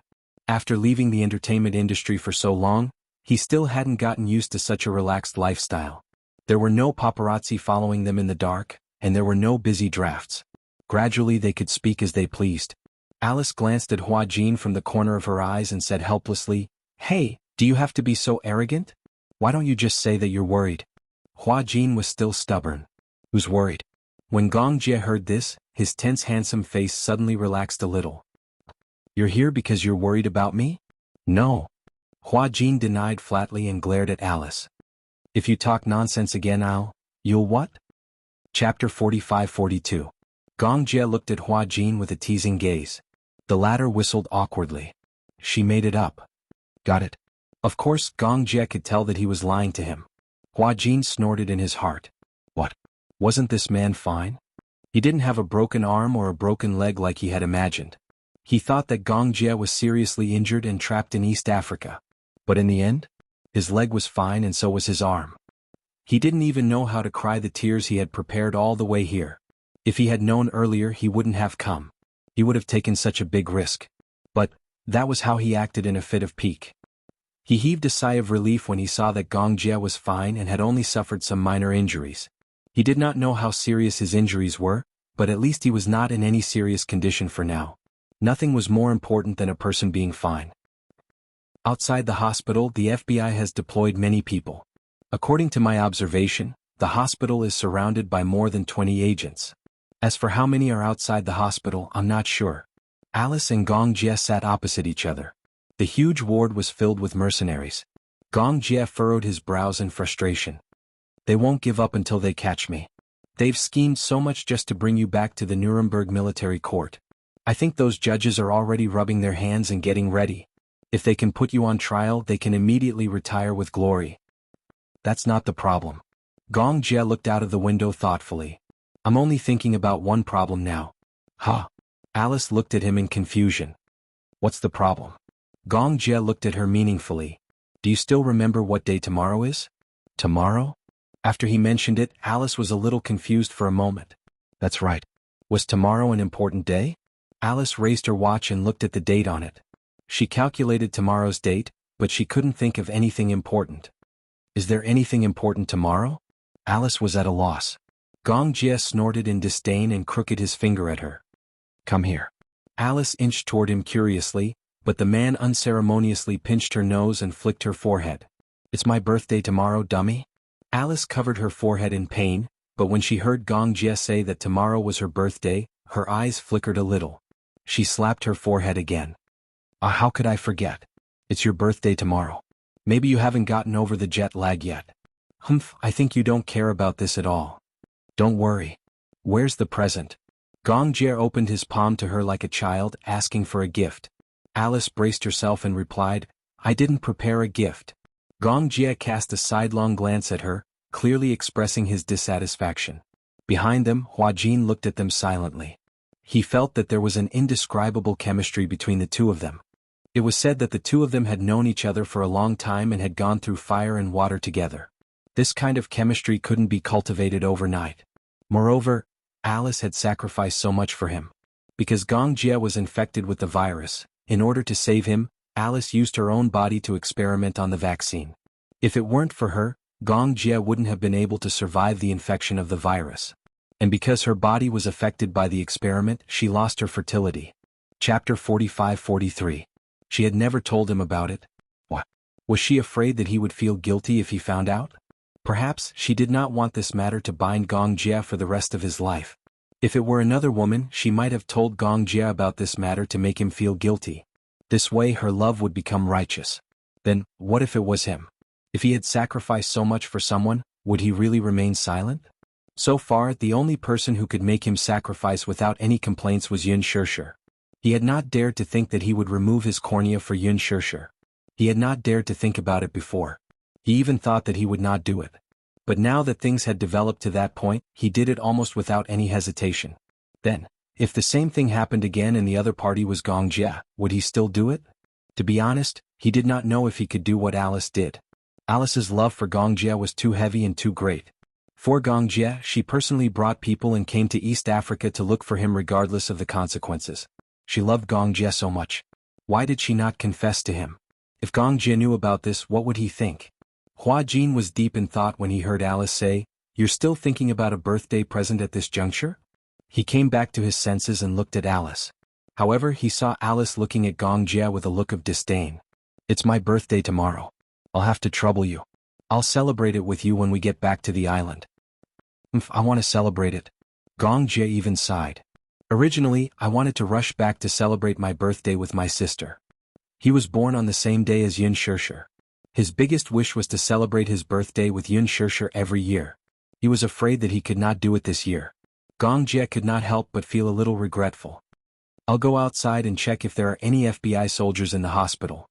As Alice spoke, she stood up, looked around and said to Hua Jin, "You stay in the ward obediently, do you hear me?" "I heard you." Alice walked out with her men. Hua Jin stared at Gong Jie's back. For a moment he was in a daze. He was hesitating whether or not he should tell him about it. It wasn't that he was being nosy. Instead, he had the right to know who had risked their lives to save him back then. It was not that he wanted to fight for something for Alice.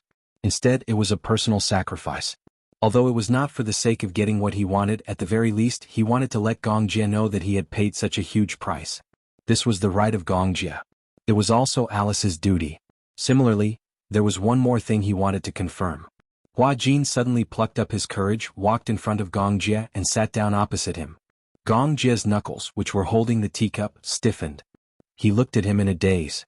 He had a feeling that he had something important to say to him. "What's the matter?" "I think that Alice is actually quite good." Gong Jie was speechless. This sentence, which came out of nowhere, did indeed stun him. "Yes, I know that she's quite good. What about you? How do you feel about her?" Hua Jin asked again. Gong Jie's lips twitched. "What do you mean by how do I feel about her? You've always treated her as a good friend?"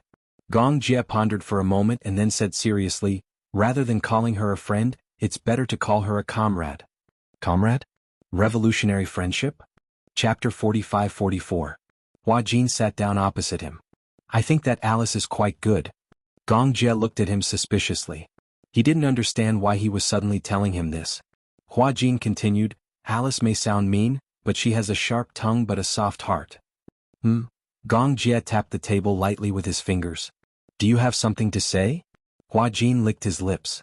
"I have a feeling that you have something to say, but you're hesitating."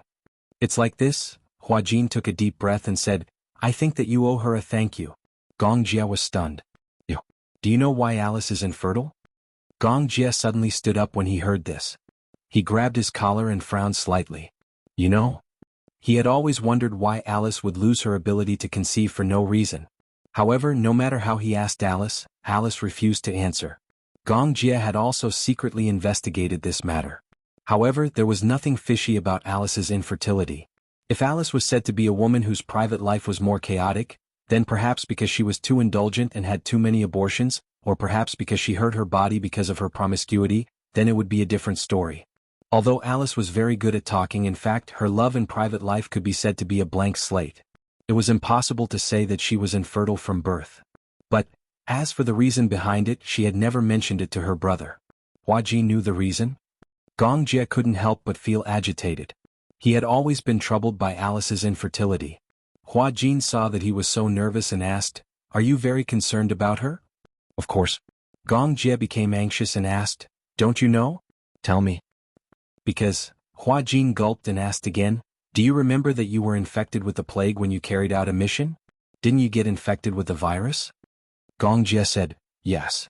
Hua Jin said, "At that time, in order to save you, she used her own body as an experimental specimen." She planted the vaccine in her body? To be honest, I don't really understand this issue. However, I heard that he first implanted the virus into his own body and then experimented with the vaccine on her body. Fortunately, the experiment was very successful. However, because of the infection with the vaccine, the virus destroyed many of her body's skills and she also lost her ability to reproduce. Although she won't completely lose her fertility, if she takes the risk of getting pregnant, there's a 99% chance that the fetus will be deformed. Gong Jie listened silently, and his eyes became darker and darker. She did that? She actually did this for him? No wonder. Back then, when he was infected with the virus, a vaccine for the plague that swept the entire impoverished country was immediately available. He only knew that Alice was one of the main researchers for this vaccine. However, he didn't know that she was the one who took the initiative and used her own body as an experiment. After the vaccine was developed, it had to be tested before it could be used. And Alice was willing to use her own body as an experiment for him. Gong Jie immediately let go of Hua Jin's collar and supported himself on the table, somewhat unable to accept this fact. Chapter 45-45. I wanted to say it too, but Gong Jie turned to look at her. She didn't want you to say it? This stupid woman. Gong Jie punched the table angrily. Who asked her to do this? She did it to save you. She didn't know that she would lose her fertility because of this experiment. After a pause, Hua Jin continued, but I think that if she were to go back and make a choice again, even though she knew that she would lose her fertility, I think she would still do it. Because Gong Jie's lips curled into a smile. She likes me. You knew? If I didn't know, I wouldn't be Gong Jie. It was just that he had always pretended not to know. He had tried to make it clear, but Alice didn't confess her feelings. He didn't have the right to say that. He even felt that he had gone overboard. Alice didn't express her feelings, but he still had to reject her cruelly. Alice didn't say anything, but she probably knew that he didn't have any feelings for her. In fact, both Alice and Gong Jie were very smart. Smart people could see through each other's feelings from their words and actions. If two people liked each other but didn't confess their feelings, then they must be idiots. But two people who admired each other were probably like magnets. They didn't dare to be separated by anything. Their admiration for each other would bring them closer and closer to each other. And two people who didn't love each other, even if one of them was wishful thinking, the other would only step back and drift further and further away. Hence, Alice could tell that Gong Jie didn't like her. He had already made it very clear. How could she not know what was good for her? Hence, she didn't tell Gong Jie about this because she didn't want this to become a burden for him. Alice had always thought that if Gong Jie was destined to not be her life partner, then she would be his family. She could always protect him. Anyway, love would eventually turn into family. She didn't want to hold him back. When she found out that Gong Jie liked Hua Jin, she was really gloating. This was her little selfishness. If the man she liked didn't like her because he liked other men, then she still had a chance to comfort herself. Gong Jie sat down at the table with a serious expression. She didn't tell me because she didn't want me to be grateful to her. Yes. Hua Jin rested his chin on his hand. She doesn't want you to know, but I feel that she has the responsibility to tell you, and you have the right to know, don't you think? Thank you. After learning the truth from him, Gong Jie finally breathed a sigh of relief. When Alice finished patrolling the corridor outside the ward and returned to the room, she saw only Gong Jie in the room. She was surprised. Where is he? Where did he go? Gong Jie raised his head and looked at her deeply. Come here. Ah. Alice walked over with some hesitation. The corners of her lips twitched. Especially when she saw Gong Jie's serious expression, she felt even more uncomfortable. What's wrong? Gong Jie stood up and came close to her. Let me ask you, Is it because of me that you lost your ability to conceive? When Alice heard this, she froze on the spot as if she had been struck by lightning. I know everything. If Hua Jin didn't tell me about this, how long did you intend to keep it from me? Chapter 45-46. Alice didn't sound angry. Instead, she sounded powerless and helpless. She had been betrayed by Hua Jin despite trying so hard. She really didn't want Gong Jie to know about this matter. After all, this was a one-sided decision that she had made. Gong Jie wasn't responsible for it. Shouldn't I know the cause and effect of this matter? Gong Jie didn't think much of it. Why did you do that? I don't know. I just did it subconsciously. Alice said. At that time it was also a spur of the moment. So, I want to hear the truth. Because, Alice shrugged and said in a very relaxed tone, because I like you. I like you so much that as long as you're alive, I'm willing to pay any price. She was such a simple-minded person. Liking someone probably meant that she wanted him to be good. Actually, this wasn't selflessness. It was just purely, she wanted him to be good. That was all. Alice hurriedly said, I didn't mean to hide it from you. I just didn't want to burden you and make you feel guilty because of this matter. Gong Jie said angrily, do you think I'm worried about you? Or do you think I'll blame myself and feel guilty towards you because of this matter? You won't? Of course not. Alice actually heaved a sigh of relief. That's good then. It's not a big deal anyway. She was finally able to put down the huge rock in her heart. She was really relieved to hear that from her brother. Gong Jie looked at her relieved expression and for some reason, felt tears welling up in his eyes. Earlier on he had just said those words out of anger. However, he didn't expect that Alice's relieved expression would make him feel bad. Gong Jie took a deep breath and said, this kind of thing can't happen again. Okay. I also hope that there won't be a next time. Although it's not a big deal, it still took half of my life. Gong Jie finally couldn't hold it in anymore. His heart ached so much that he pulled Alice into his embrace. His throat was already slightly hoarse. You should have told me about this earlier. Alice noticed that his shoulders were trembling slightly, and she couldn't bear to see him like this. If I had known that Hua Jin's mouth wouldn't be reliable. Forget it. I had originally planned to keep this matter from you even if I were to die. But since you already know. Spilled water could not be retrieved. Alice rubbed the back of his head helplessly. Gong Jie, you still blame yourself for this, right? Gong Jie did not say anything.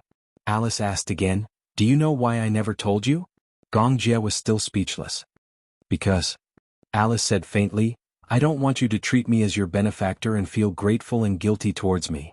You should have told me. What's the point of telling you? Alice shrugged. Don't tell me that if I told you, my body would return to how it used to be? Or would I let you live the rest of your life with gratitude and guilt towards me? There's no need for that. It's not worth it. It's worth it. His lips curled into a smile. At the very least, I'll know who saved my life. Wow, after hearing that, shouldn't I be a little touched? But Alice finally couldn't help but say, is this the only time I saved you? Gong Jie was speechless. Previously, I saved you so many times, but you didn't seem to thank me much. Chapter 45-47. That's different. Alright, I got it. Alice sighed helplessly. If you really want to thank me, please try your best to make yourself happier. Gong Jie was stunned. Do you think I'm selfless? Alice snorted mischievously. Of course not. I just hope that you can be happier. At least you can live a peaceful life. Be happy with Hua Jin. Love life. Love life. At least don't let me down for saving your life time and time again. When Gong Jie heard this, he suddenly laughed helplessly. Finally, he let out a breath that was stuck in his throat. Yes, I will. That's good. Alice asked again, is there anything else? Gong Jie looked at her silently. Alice really couldn't stand his deep gaze. She felt awkward and inexplicably sad. She hurriedly said, if there's nothing else, I'm leaving. With that, she turned around and left the room as if she was fleeing. Until she was far away from the room and in the corridor, she leaned against the wall and heaved a sigh of relief. Unknowingly, her eyes turned red. If she could be more selfish, when Gong Jie questioned her about this matter, she would definitely take the opportunity to confess to him. She would say, Gong Jie, I like you. I love you. It's because I love you so much that I risked everything to save you, even if I had to sacrifice my fertility. Or rather, Gong Jie, since I sacrificed so much to save you, are you going to be responsible for me? She could totally use this matter to ask for a reward. However, she couldn't seem to do it. She couldn't open her mouth. As a doctor, she couldn't make any mistakes during surgery. Even the slightest mistake in the details could lead to unpredictable consequences. It was the same for love. If there was less love, it wouldn't be called love. If it was one-sided love, it wouldn't be called love. She might as well fulfill it. In fact, words like, "I'd rather Gong Jia like a man than a woman," were all against her heart. They were just said for Hua Jin to hear. But in reality, she knew better than anyone that Gong Jia liked Hua Jin only because Hua Jin happened to be a man. He did not only like men. She couldn't possibly ask Gong Jia to reciprocate her love just because she had sacrificed so much. Being good to a person is voluntary. Similarly, loving a person is voluntary. However, just now when she said, "I really love you," he almost said it out loud. Alice tightly covered her mouth. For the first time in her life, the urge to cry overcame her reason, and tears suddenly gushed out of her eyes. Hua Jin happened to pass by and vaguely saw Alice leaning against the wall, covering her mouth and biting her knuckles as if she was crying. He walked over worriedly, but when he got closer, he realized that Alice was really crying. What's wrong?" Hearing Hua Jin's voice, Alice raised her head and glared at him fiercely. She sobbed and said, "Hua Jin, you betrayed me." Why did you tell Gong Jia about that?" Alice said angrily. "Gong Jia knew about this and came looking for me. I was the one who told him." Hua Jin had a matter-of-fact look on his face. "I think he should know about this. He has the right to know. Why can't you tell him?" "Traitor." Alice was angry when she saw him. Chapter 45-48. Hua Jin said, "You can say whatever you want. Anyway, I think Gong Jia has the right to know about this." "What about you?" Alice suddenly became aggressive. "Do you like Gong Jia?" Hua Jin suddenly didn't know how to reply. He turned his face away awkwardly. "Why are you asking this question?" "Hua Jin, do you know that sometimes I really want to beat you up?" "You obviously like Gong Jia too, don't you?" Hua Jin immediately retorted, "When did I? If you don't like him, why did you take such a big risk and come all the way to East Africa to look for him? If you don't like him, why do you blush every time you see Gong Jia? If you don't like him, why can't you sleep well the whole night because you're worried? Who's here for him?" Hua Jin felt wronged. "I just want to experience what it's like to be a mercenary on a mission." Alice couldn't help but sneer. "So how long are you going to say one thing and mean another?" "How am I saying one thing and mean another? If you continue to say one thing and mean another, I'll really beat you up," Alice said angrily. "The one who's favored is indeed fearless. Have you ever considered my feelings? You clearly know that Gong Jia likes you and you like Gong Jia too. Why can't you just admit it? Is your reputation so precious? Gong Jia can put down his status as the young master of the Gong family to confess his feelings to you. Why don't you admit your feelings? Is it really that difficult for you to admit that you like Gong Jia?" With that, Alice curled her lips in self-mockery. "Do you know how envious I am of you? You have to know that it's not easy for two people to like each other. Most people, the person they like doesn't like them and the person they like doesn't like them. They always miss out on love. What about you?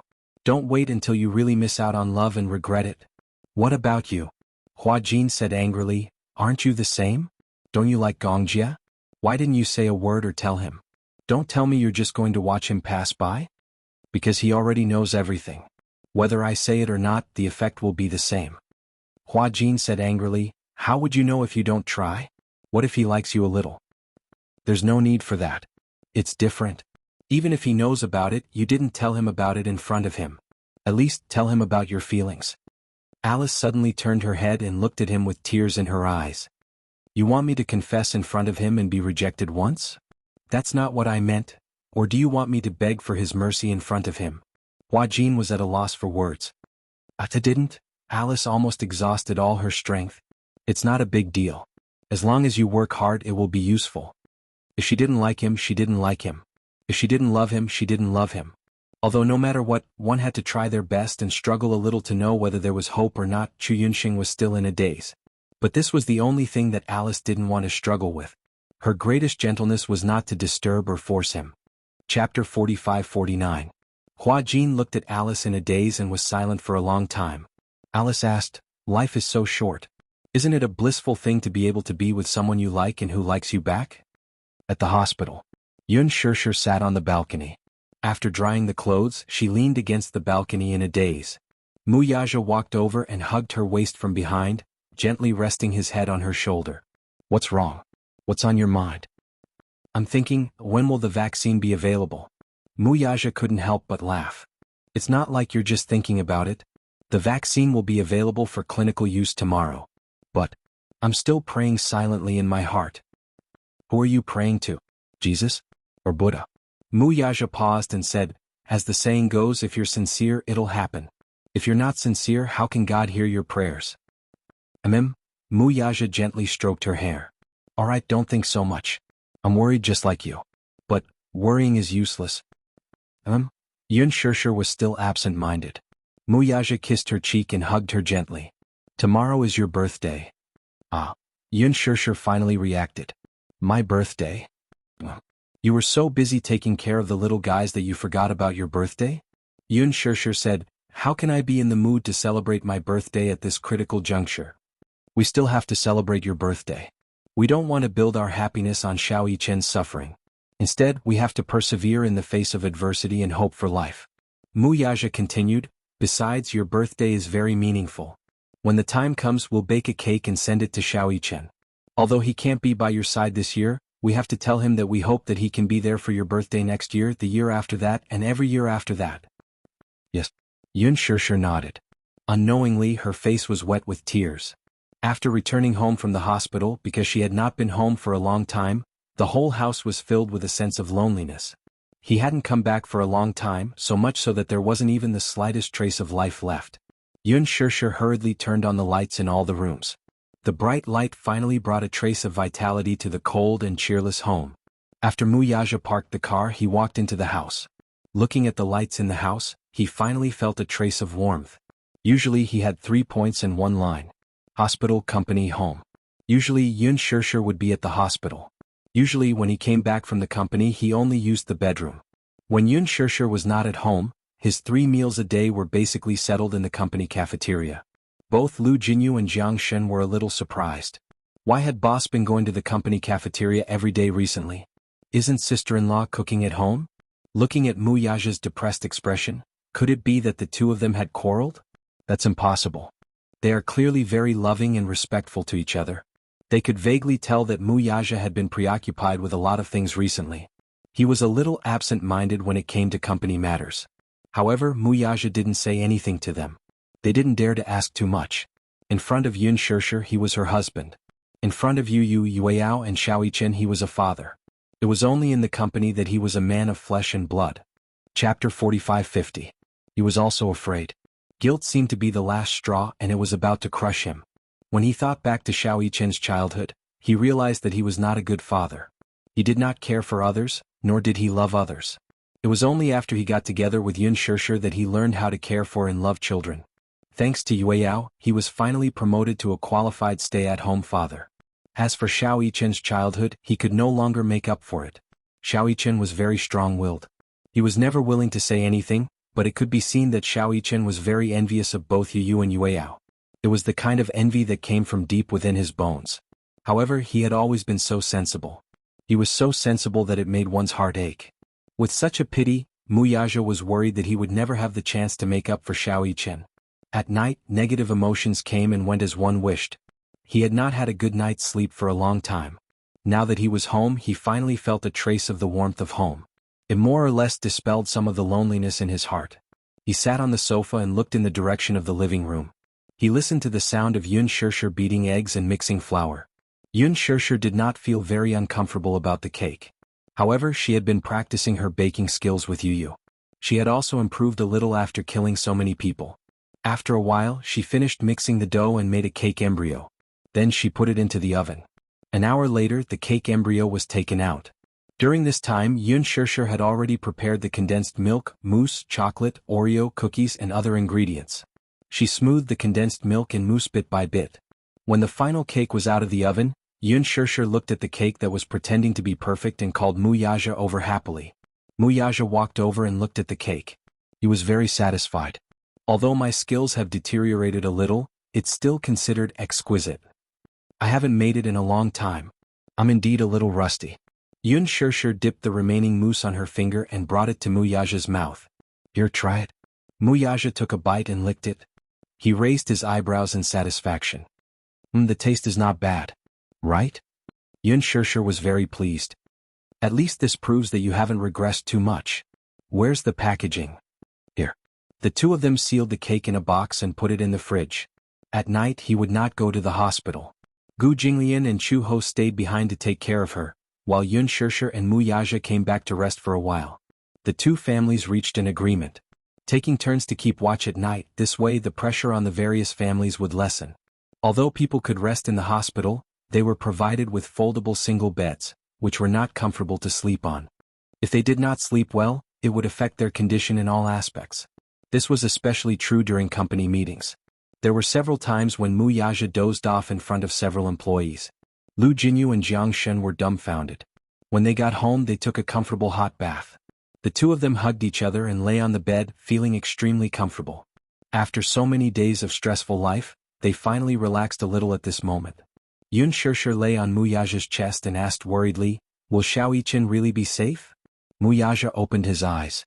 Actually, he was not sure about this, but I believe that my son is blessed by the heavens. He will definitely be fine. Chapter 45-51. As she spoke, Yun Shishir laughed self-deprecatingly. People only realize how precious that person is when they are on the verge of losing them.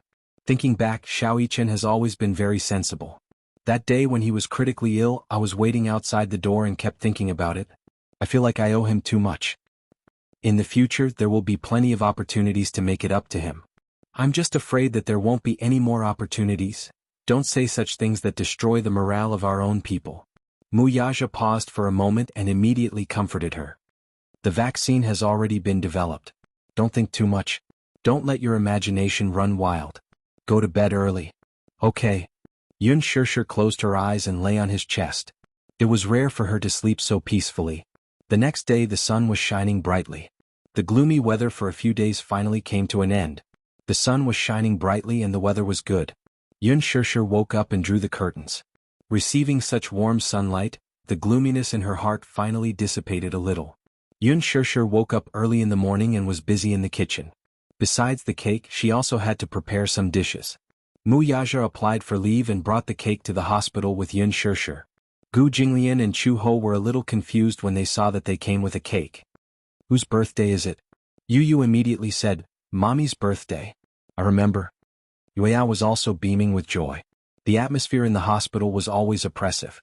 It was rare that Yun Shishir's birthday happened, so it seemed to add some joy. Since we're in the hospital this year, we won't hold a grand birthday party.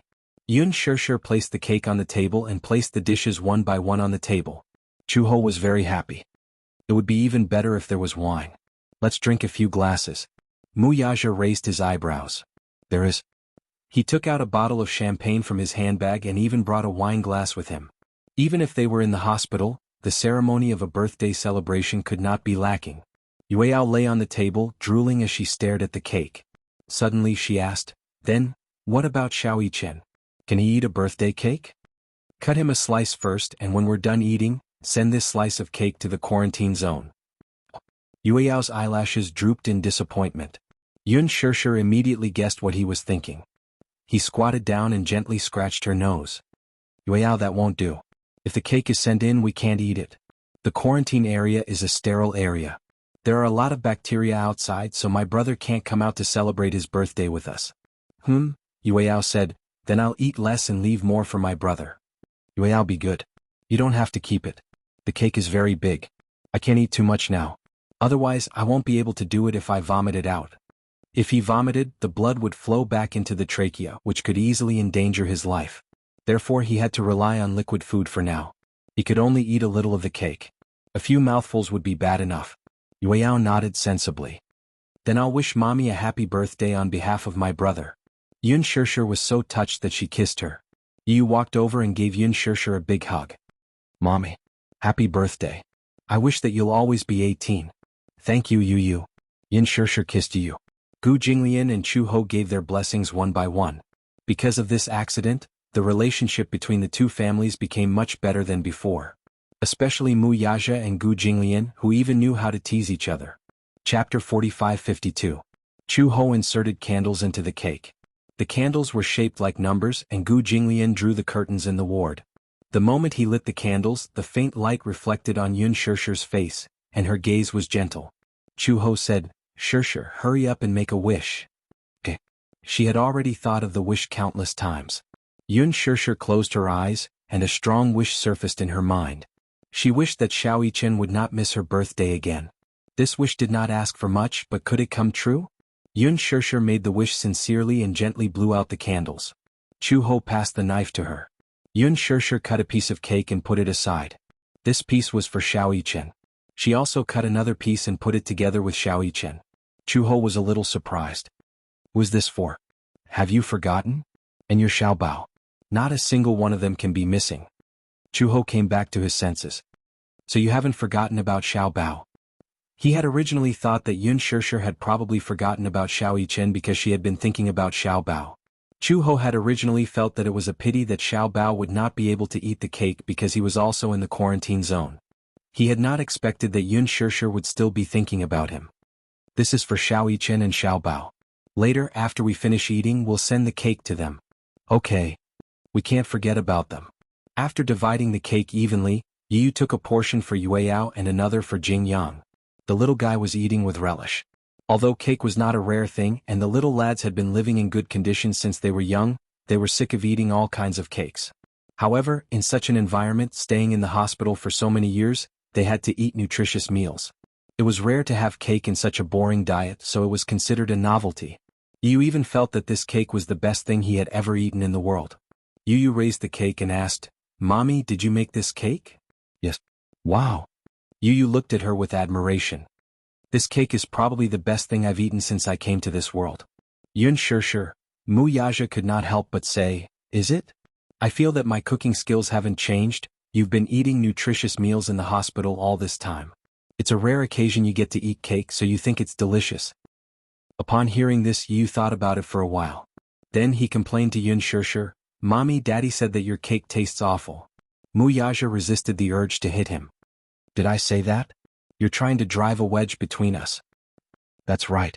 Yu said eloquently, "I said that Mommy's cake is delicious, but Daddy said that I've been eating too much nutritious meals in the hospital and that's why I've lost my sense of taste." Yun Shirshir looked at Mu Yaja meaningfully. Mu Yaja explained, "That's not what I meant. But it sounds like that to me." Chu Ho's tone was as if he wanted to see the world in chaos. Mu Yaja opened his mouth but could not say a word. Gu Jinglian also nodded seriously. "Don't explain.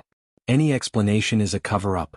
As Yueyao ate the cake, Musi's mouth was full, but he still nagged, "If Daddy doesn't like Mommy's cake, then Daddy shouldn't eat it." Chapter 45-53. Yueyao was not angry.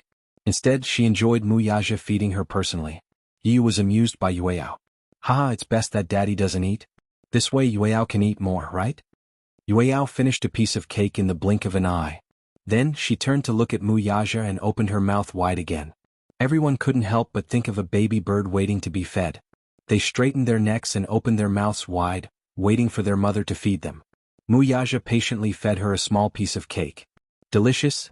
Yu Yao happily swayed her head from side to side as she ate the delicious cake. When everyone saw this, they couldn't help but smile. Gu Jinglian's eyes were fixed on her. Chu Ho saw him staring blankly and couldn't help but nudge him on the shoulder. "Why are you staring at someone else's daughter?" Mu Yaja was shocked when he heard this. He quickly shielded his precious Yueyao and looked at Gu Jinglian warily. "What are you doing?" Gu Jinglian was caught red-handed and turned his handsome face away awkwardly. Chu Ho laughed. "I think someone is envious. Envious of having a little princess." Yun Shirshir was surprised. "Hey, didn't you have twins? Jinglian, where's your Qian?" At the mention of Qian, Gu Jinglian's usually arrogant face was filled with disappointment. Chu Ho laughed even harder when he heard this. "Qian is not close to him." "Not close?" Yun Shirshir looked at Gu Jinglian, who was secretly sulking in surprise. She then turned to look at the father and daughter, who were snuggling happily in Mu Yaja's arms. She could not believe it. This daughter must be the closest to her father.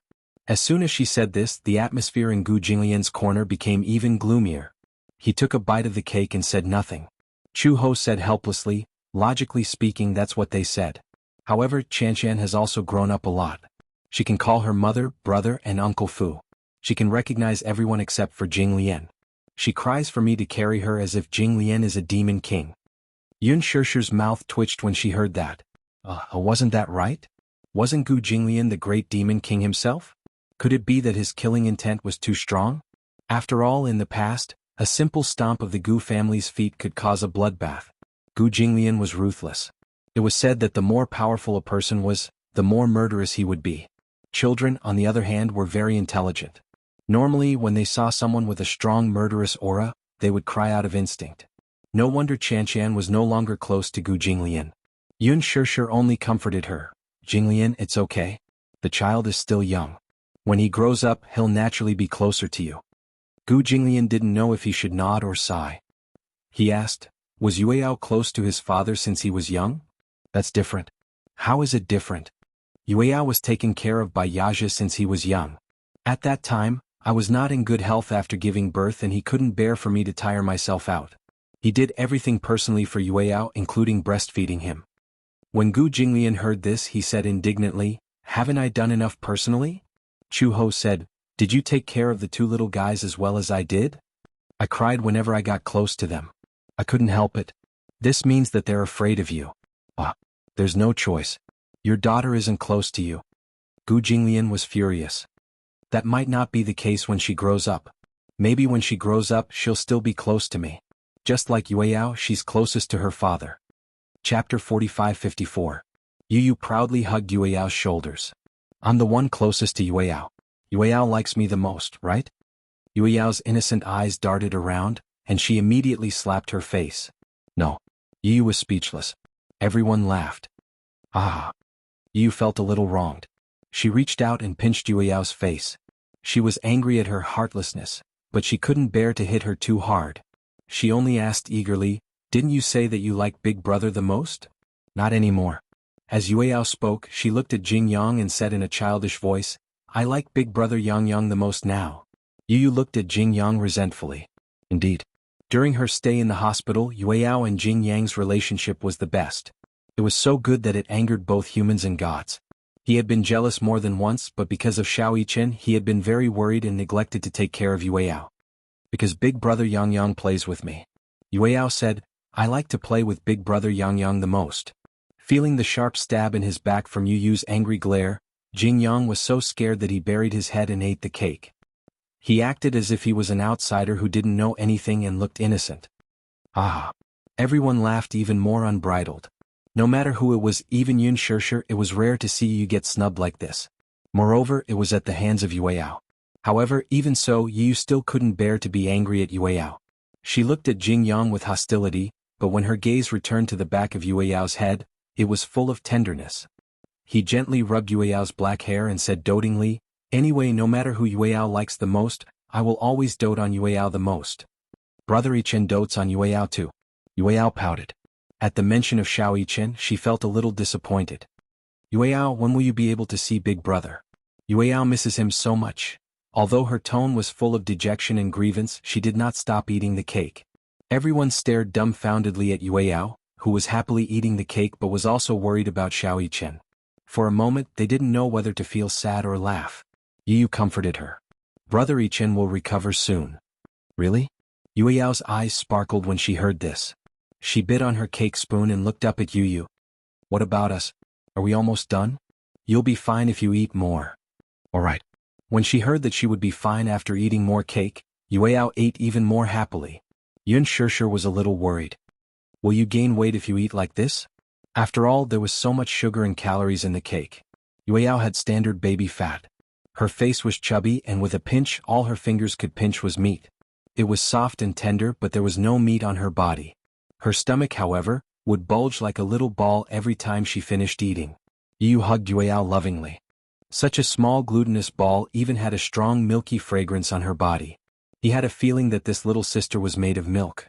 She had clearly been weaned for a long time, but the milky fragrance on her body was still there. Everyone looked at each other and sighed.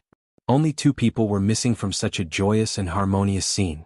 The two cakes were carefully kept and sent to the quarantine area by the nurse. Chapter 45-55. A cake? Xiaobao asked the nurse, whose birthday is it? Mu Yichen's mother. It's her birthday today, so she said that she can't leave you guys behind. Xiaobao was a little envious when he heard that. How nice. We can celebrate our birthdays together. The nurse squatted by the bed and comforted him. Eat this cake and get better quickly. Then you can leave this place quickly. Okay. Thank you, Auntie Nurse. When the cake was sent to Xiao Yichen's ward, Xiao Yichen had just finished his drip. When he saw the cake, he immediately remembered that it was Yun Shishir's birthday today. He had been isolated all this time, so he didn't know that the date outside had changed. The concept of time had been deeply blurred because he was isolated from the world. It was a little regretful. He couldn't accompany his mommy and sing her a happy birthday song on her birthday this year. When will I recover? He was really tired of this place. Xiao Yichen was vexed. Back then, when he found out that his illness had worsened, he didn't think much of it. He felt that no matter what, he would be able to turn danger into safety. He was never afraid of death. It was also because of this courage that he didn't take the flu to heart. However, he didn't expect that because of this carelessness, he would become the one with the most serious illness. He had been on the verge of death several times. Until now, it was like a nightmare. He wasn't afraid of death. He was only afraid of separation. The nurse said, "Your mommy asked me to pass on a message to you." When Xiao Yichen heard that his mommy had something to tell him, he sat up excitedly. "What did mommy say to me?" She said, "I'll tell you after you finish eating the cake." Xiao Yichen pouted and said coquettishly, "Nurse, tell me first. Don't bargain with me. This is a cake that your mommy personally made." "What? Don't you want to eat it? If you don't want to eat it, can you give it to me?" "No." Xiao Yichen protected the cake that Yun Shishir had personally made. "Anyway, you can't eat this cake. Don't threaten me." "All right, I'll eat it. Don't eat too much. Too sweet. It won't be good if you spit it out." "Yes." Xiao Yichen obediently picked up the spoon and took a bite of the cake. The cake was sticky, sweet, and mousse, but she didn't feel sick of it at all. Just the right amount of sweetness. It was so delicious that he wolfed it down. "Eat slowly." The nurse's heart ached as she watched him eat the cake. She couldn't help but say, "Your mommy said she misses you a lot." Xiao Yichen paused for a moment and a teardrop fell onto the dining table. He closed his mouth tightly, trying to hold it in, but failed. He carelessly wiped the corners of his eyes. In an instant his eyes were wet. Because he rubbed them, they were red and swollen. Against his pale skin, it made people's hearts ache. "I miss mommy too. So, you have to pull yourself together. Your mommy made a wish today and it must be for you." Wishes couldn't be spoken out loud, otherwise they wouldn't come true. However, everyone knew who the main character of this wish was. Yun Shishir's wish must have been for Xiao Yichen. She hoped that he would get better soon.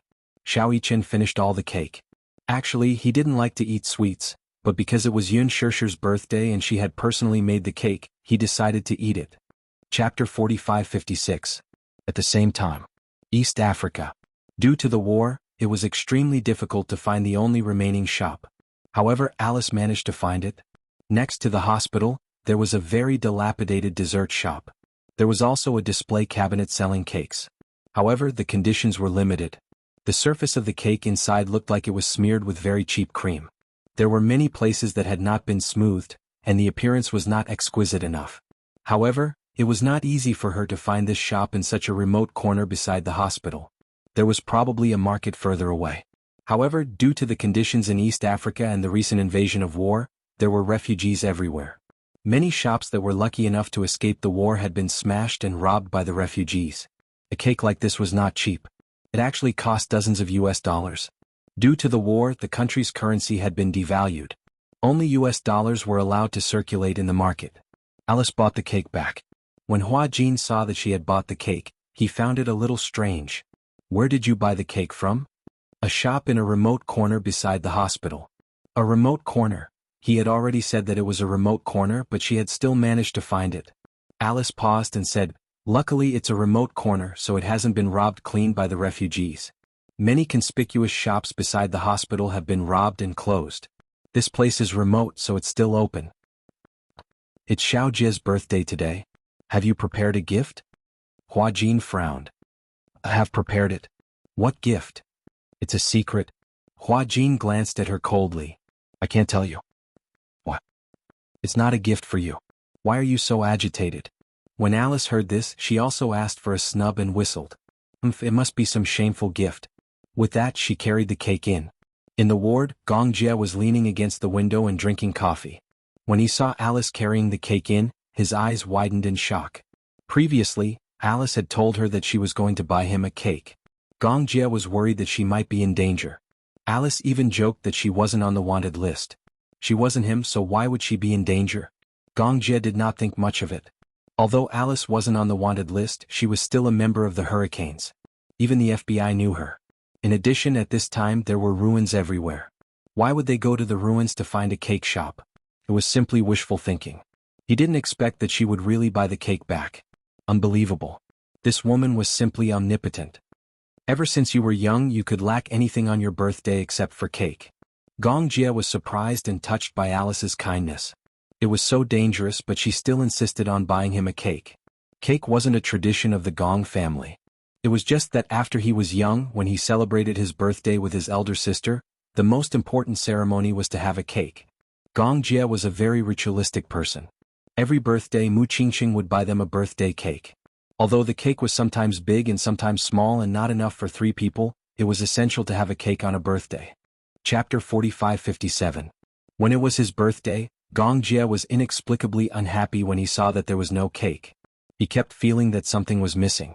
It was as if without the cake he felt that the birthday was missing a little bit. Every time he saw the cake he would think of Mu Qingqing and Yun Shishir. In this way, even if it was his birthday alone, he wouldn't feel lonely.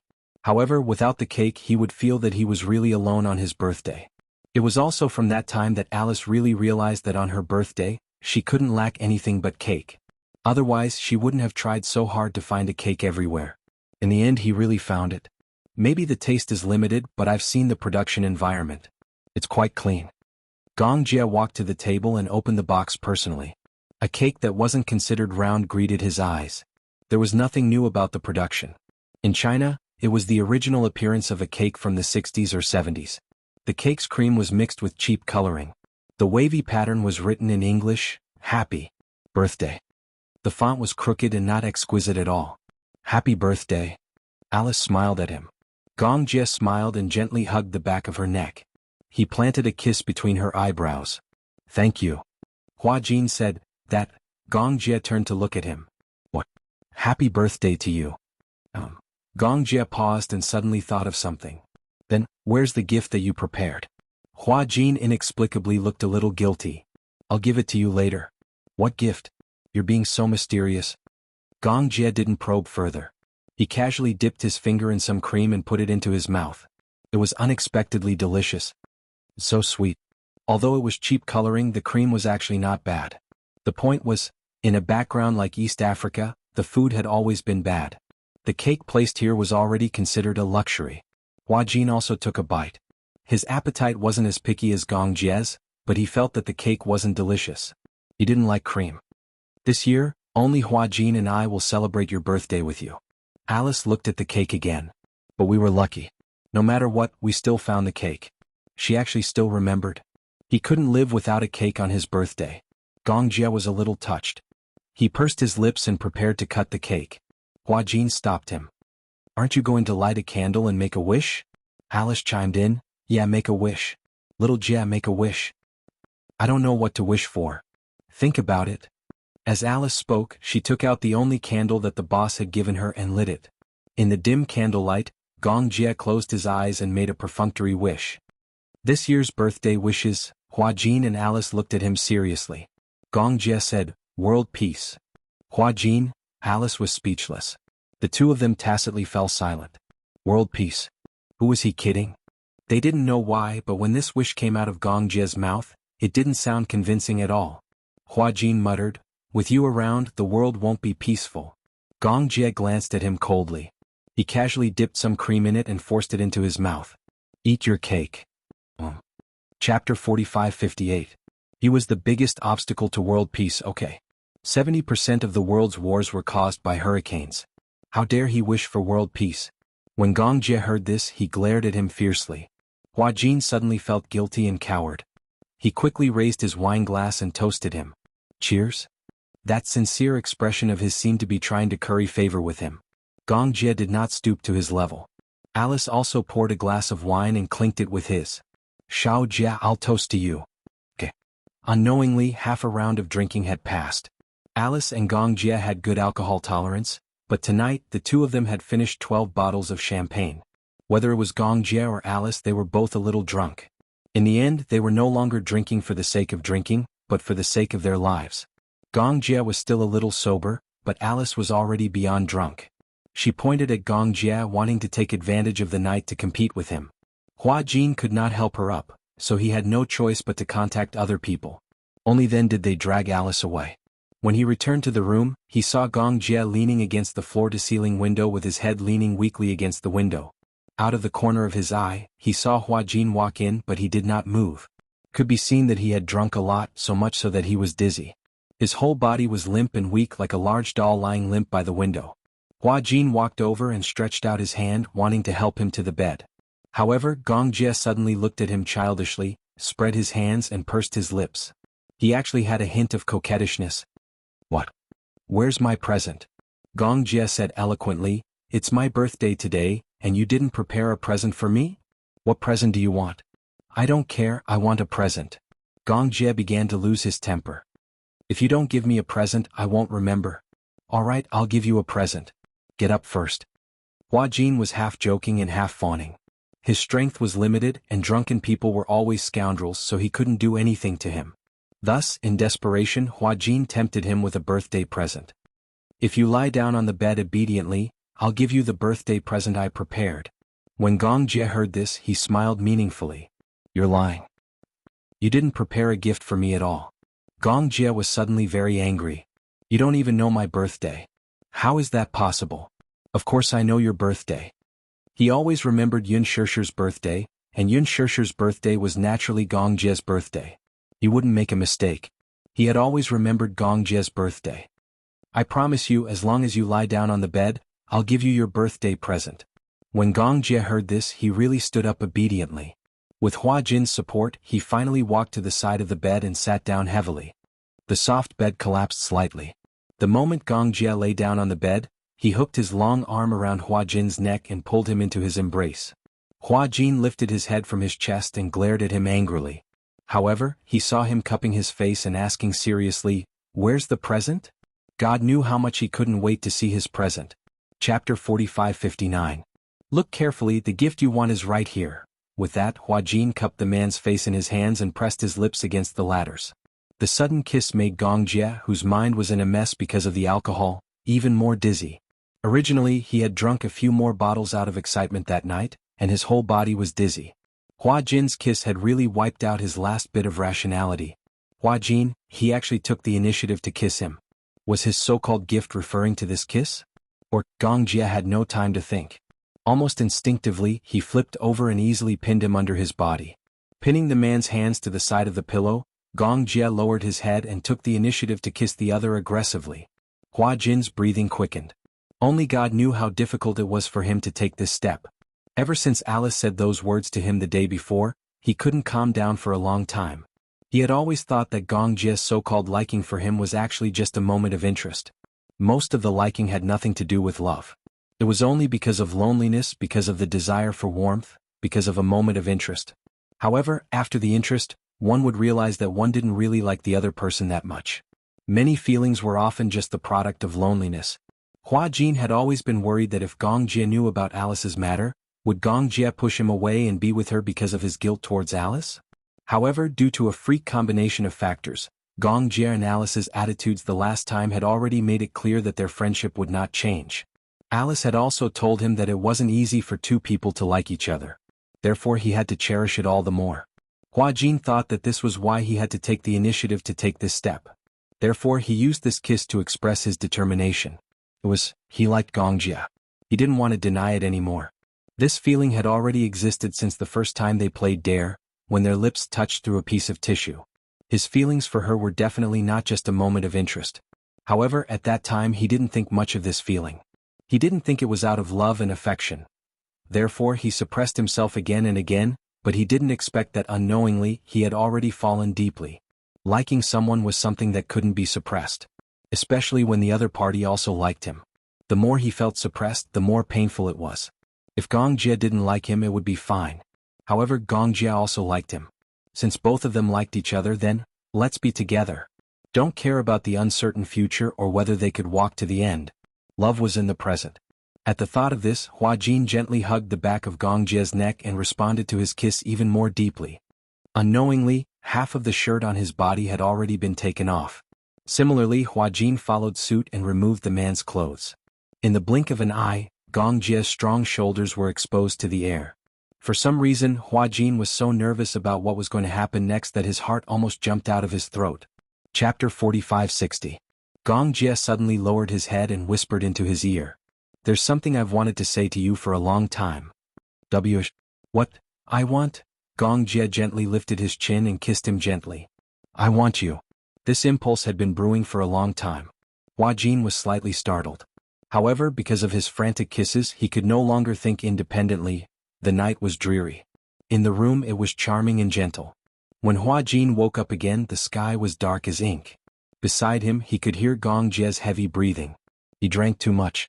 It was lucky that he did not vomit.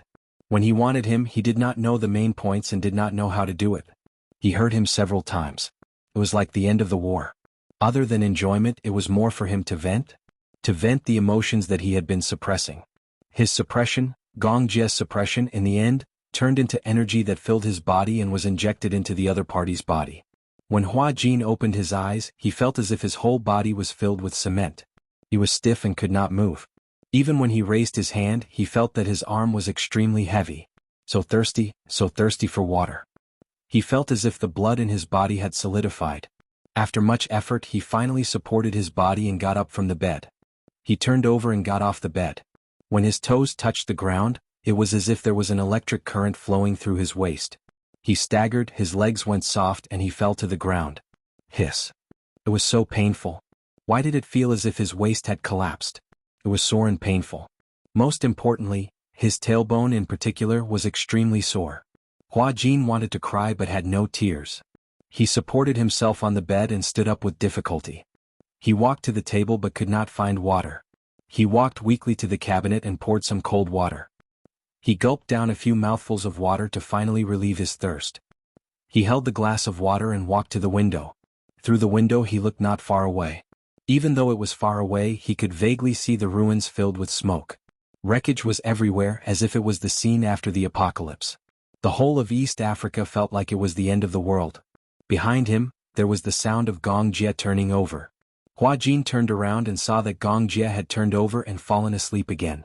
He walked over to the bed and squatted down. The smell of alcohol from his breath immediately assaulted his nostrils. She didn't know what he was drinking. Hua Jin clearly hated the smell of alcohol, but the smell of alcohol on his body had a kind of orchid fragrance. He gently touched his face. He always felt that such a face, if placed in the past, would have been unreachable. It was within sight but unattainable. He always felt that he and Gong Jie were people from two different worlds. Therefore, even if he liked her, even if he adored her, he would always carefully maintain a distance from her, not daring to get close. However, the more he suppressed it, the more painful it was. On the contrary, he was envious of Gong Jie. He liked someone and loved someone, and he was so open about it. He still remembered that he grabbed him by the collar and said to him, "Let's be together." There was no hesitation at all, no overcautious. There was no turning back. Hua Jin was envious of this carefree attitude. Now he also tried to be carefree for once. The moment he poured out the feelings that he had been suppressing, his whole body felt much more relaxed. Chapter 4561. 3 days later. Yun Shishir, who had been waiting in the ward, finally received the good news. The first batch of the vaccine had been successfully tested. Xiao Yichen was in the second batch of patients to receive the vaccine. She had heard the news from Chu Ho. During this period, Chu Ho had been following the news closely. Finally, after hundreds of trials, the vaccine had been successfully tested. Yun Shishir could not contain her excitement when she heard the news. Yi was also in the ward. She had just taken her medicine and was a little drowsy. When she heard Chu Ho's words, she immediately sat up in bed. "Really?" Chu Ho nodded. "Yes, it's true. I've confirmed it repeatedly. If there are no accidents, the vaccination will start tomorrow. Xiao Bao is in the first batch and Xiao Yichen is in the second batch." "Really? That's great." She held Chu Ho's hand tightly. She was so excited that her whole body was trembling. Sure, you can rest assured now. The doctor said that if the vaccination is successful, Xiao Yichen and Xiao Bao should be able to leave the quarantine zone very soon. Yun Shishir nodded. However, because they are in the second batch, we don't know if there are any side effects. Yun Shishir's expression became serious when she heard this. Chu Ho said anxiously, "I've done some research before. Before this, SARS, which is similar to the influenza this time, had wreaked havoc all over the world. However, after the vaccine was tested, although the patients recovered and were discharged from the hospital, because of the vaccine and the ferocity of SARS at that time, after the patients were discharged from the hospital, the side effects gradually appeared. At that time, due to the large use of hormones to suppress the disease, steroid drugs were used in large quantities for emergency treatment. The side effects of the hormones caused some of the patients' femoral head necrosis, diffuse interstitial fibrosis of the respiratory system, and ischemic lesions and necrosis of the femoral head of the motor system. Even though they were saved from the disease, they spent the rest of their lives in pain. Yu took a deep breath when she heard this. As long as he survives, everything will be fine. No matter what pain there is in the future, I will accompany him through it. At most, I'll take care of him. He paused for a moment and continued, however, this influenza is different from SARS. I've done my research on Xiao Yichen's treatment plan. I've also analyzed the ingredients of the vaccine this time. There are no harmful ingredients in it.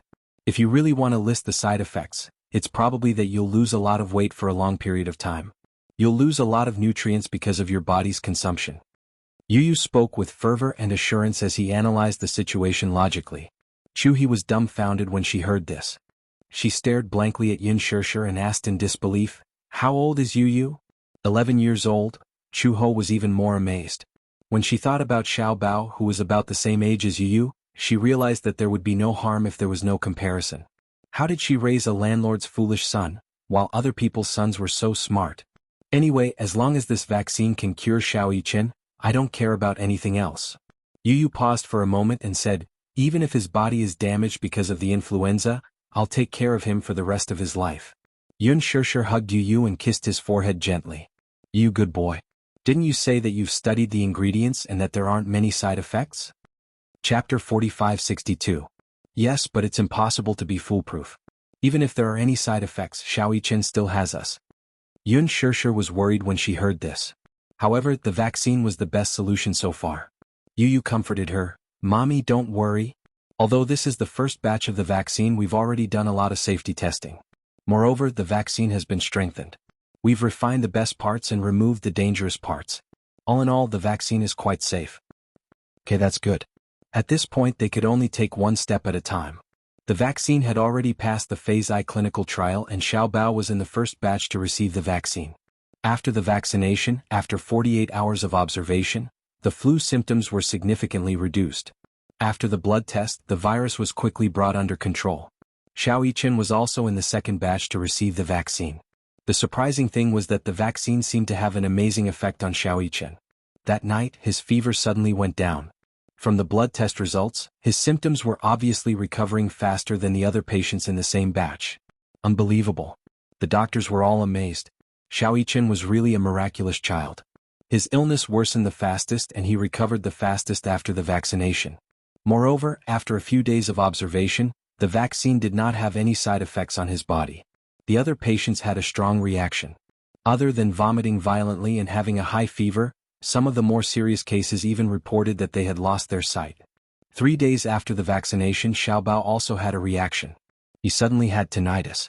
Although it recovered quickly, his immune cells plummeted. In other words, his immune system would become very weak for a period of time. The vaccine killed the bad virus and eliminated the good bacteria. In fact, the adaptability of the vaccine varied from person to person. It had to be said that Xiao Yichen was the chosen one. He was one of the lucky ones. The vaccine did not react at all on him. Xiao Yichen's illness was obviously more serious than Xiao Bao's, but Xiao Yichen was the one who recovered the fastest. He was also one of the first people to leave the quarantine zone. That day, Yun Shishir and Mu Yaja were at the quarantine area's entrance early in the morning, wearing heavy protective suits. Xiao Yichen was also wearing a thick mask as he lay on the bed. The nurse carefully moved him out of the room. Several attending physicians and vaccine clinical professors were especially excited. They personally sent him off and lit up the fireworks. The moment Xiao Yichen stepped out of the quarantine zone, he sat up excitedly on his bed. He looked around as if he was anxiously looking for someone until he saw Yun Shishir in the crowd. His eyes flashed fiercely and he stretched out his arms like a spoiled child, asking for a hug from her. When Yun Shishir saw this, she recklessly rushed out of the crowd to his bedside and hugged him tightly. This hug transcended life and death. It was truly the joy of surviving a calamity. Mommy? It was rare for Xiao Yichen to act like a spoiled child in front of her. Yun Shirshir was inexplicably touched. He intimately rubbed against her in her arms. They had not seen each other for so long. A hug could not dispel the longing he had for her for so long. Chapter 45-63. Yun Shirshir couldn't bear to let go of him either. The mother and son hugged each other tightly. They wished that time would stop and stop flowing. The doctors and nurses who were standing at the side were moved. One of the professors said emotionally, "Mui-chin is so capable. He was in the second batch to be vaccinated, but he was the first to leave the quarantine zone." There were adults who were infected with the flu and they were in good health. However, Xiao-Yi-chin was the first to leave the quarantine zone. It was a memorable moment. It was a historic moment. Xiao-Yi-chin was the first person in the capital to overcome the flu. Hence, the professors and doctors were celebrating excitedly. Yun Shirshir couldn't take in any of it. She only knew that she could finally hug Xiao-Yi-chin again. She had been thinking about it day and night and finally she wasn't disappointed. "Where's Yu?" Xiao-Yi-chin suddenly asked in her arms. Yun Shirshir wiped her tears and quietly turned to the side when she heard this. "Over there." Xiao-Yi-chin followed Yun Shirshir's gaze and saw Yu holding Muyaja's hand. They stood beside him and quietly looked in his direction. "Go ahead." Muyaja couldn't help but laugh when he saw the two little guys looking at each other. "Do you want to give Xiao-Yi-chin a hug? Who wants to hug him?"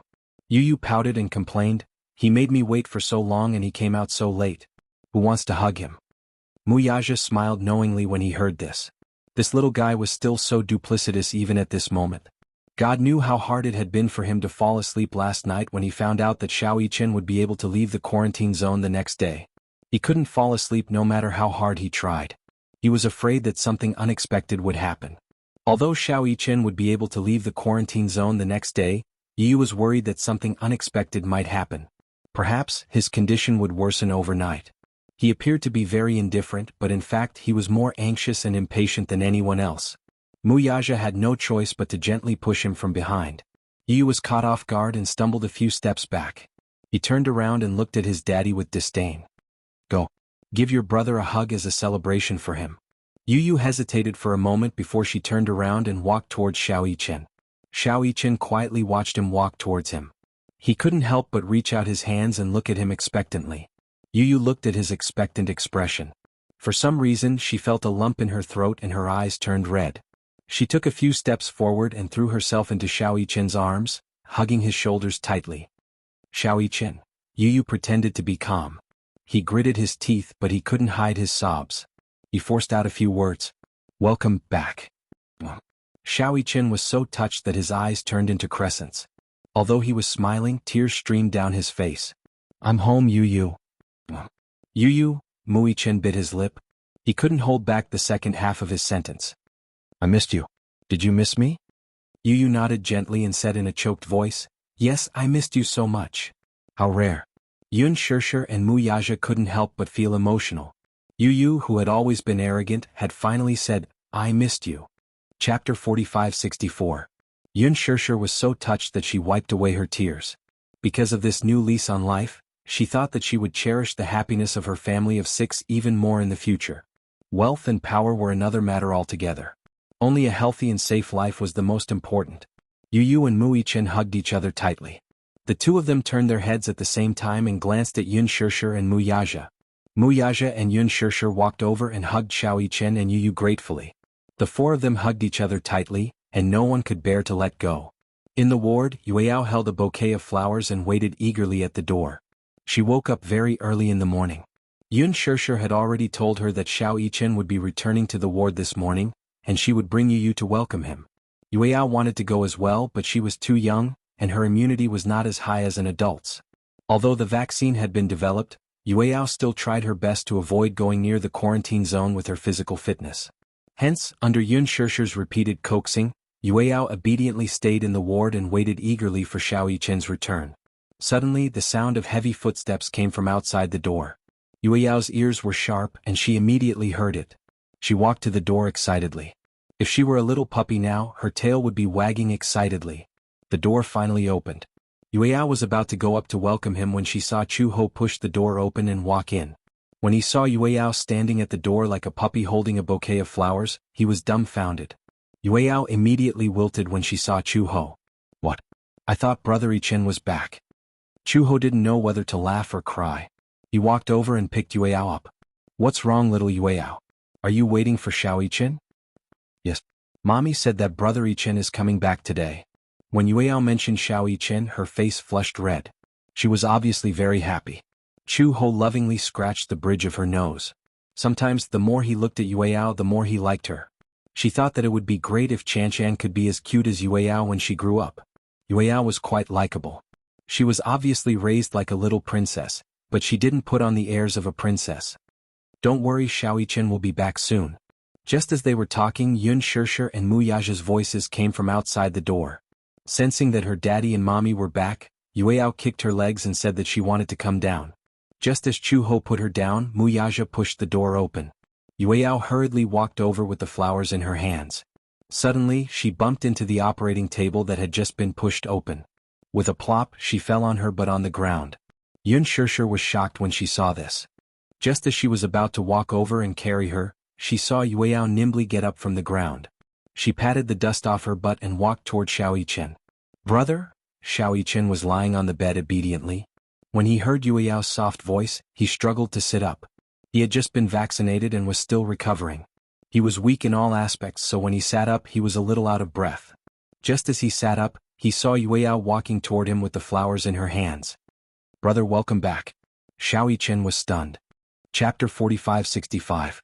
Yueyao finally peeked her head out from behind the bouquet. She was panting, but she insisted on handing the bouquet to Xiao Yichen. "Brother, welcome back." Mwah. Xiao Yichen was extremely touched. He knew that Daddy and Mommy would come personally to welcome him. Yu would also come personally to welcome him.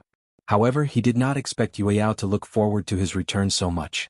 In the past, Yueyao had despised him as her brother the most. He did not know why, but Yueyao was not close to him. Usually, when everyone stood in a row in front of her, the first thing she would do was let Yu hug her. She would also let Gong Jie hug her. Then it would be Yun Shishir and Mu Yaja. After that, it would be his turn. However, he only realized now that he was so precious in Yueyao's heart. Xiao Yichen stretched out his arms and hugged the bouquet in satisfaction. Yueyao blinked and smiled. Her face was round and her eyes were like the moon. She seemed to have grown taller and thinner. He wondered if she had suffered a lot while he was not around. Knowing what Xiao Yichen was worried about, Yun Shishir quickly explained, "Yueyao and Yu are in the 5th batch of vaccinations. The doctor said that they have already recovered, but to be safe they can only leave after they have been vaccinated." Xiao Yichen nodded and said, "Indeed. By the 5th batch of vaccinations, their condition should have stabilized. The doctor said that if Yueyao was older, she could have been vaccinated earlier. At her age she could only be in the 5th batch. It is relatively safer for her." Okay. Xiao Yichen lifted the blanket and was about to get out of bed. Yun Shishir immediately stopped him. "Xiao Yichen, the doctor said that you can't get out of bed yet." "It's okay, Mommy." Xiao Yichen smiled at her. Yun Shishir's heart softened and she silently retreated to the side. Xiao Yichen flipped over and got off the bed. The moment his feet touched the ground, he took a deep breath and held onto the bed to stabilize himself. He hadn't gotten out of bed for a long time. After lying on the bed for so long, he felt that his limbs were about to degenerate. Not only that, he had not exercised for a long time, and his various bodily functions had deteriorated. Every time he moved, his entire body would ache. Xiao Yichen ignored his own body and opened his arms to Yueyao with a smile. "Good girl, Yueyao. Let me give you a hug." When Yueyao saw him get out of bed, she immediately went up to him and called out sweetly, "Brother." He was so small, so how could he know anything? When he saw Xiao Yichen calling for him, he immediately pounced over without hesitation. However, she pounced on him so enthusiastically that Xiao Yichen, who was already weak, suddenly knelt on one knee on the ground. Yueyao was frightened and immediately used all her strength to support him. She held onto his arm and hugged his waist. She looked as though she was about to cry and looked at Yun Shishir. "Mommy, what's going on?" "Brother seems to be..." Xiao Yichen immediately tried to calm her down. "It's okay. My legs are just a little weak." Yun Shishir looked at Mu Yaja worriedly. Mu Yaja walked over and helped him up. "Is it because you haven't gotten out of bed for a long time? Is that why it's a little difficult to stand?" Xiao Yichen nodded reluctantly. With Mu Yaja's help, he finally stood up. Yueyao supported him from the side and placed his hand on her shoulder. "Brother, support me. I won't let you fall." Chapter 45-66. Yueyao hugged his shoulders. Even though it was a little strenuous, she still used all her strength to support his body.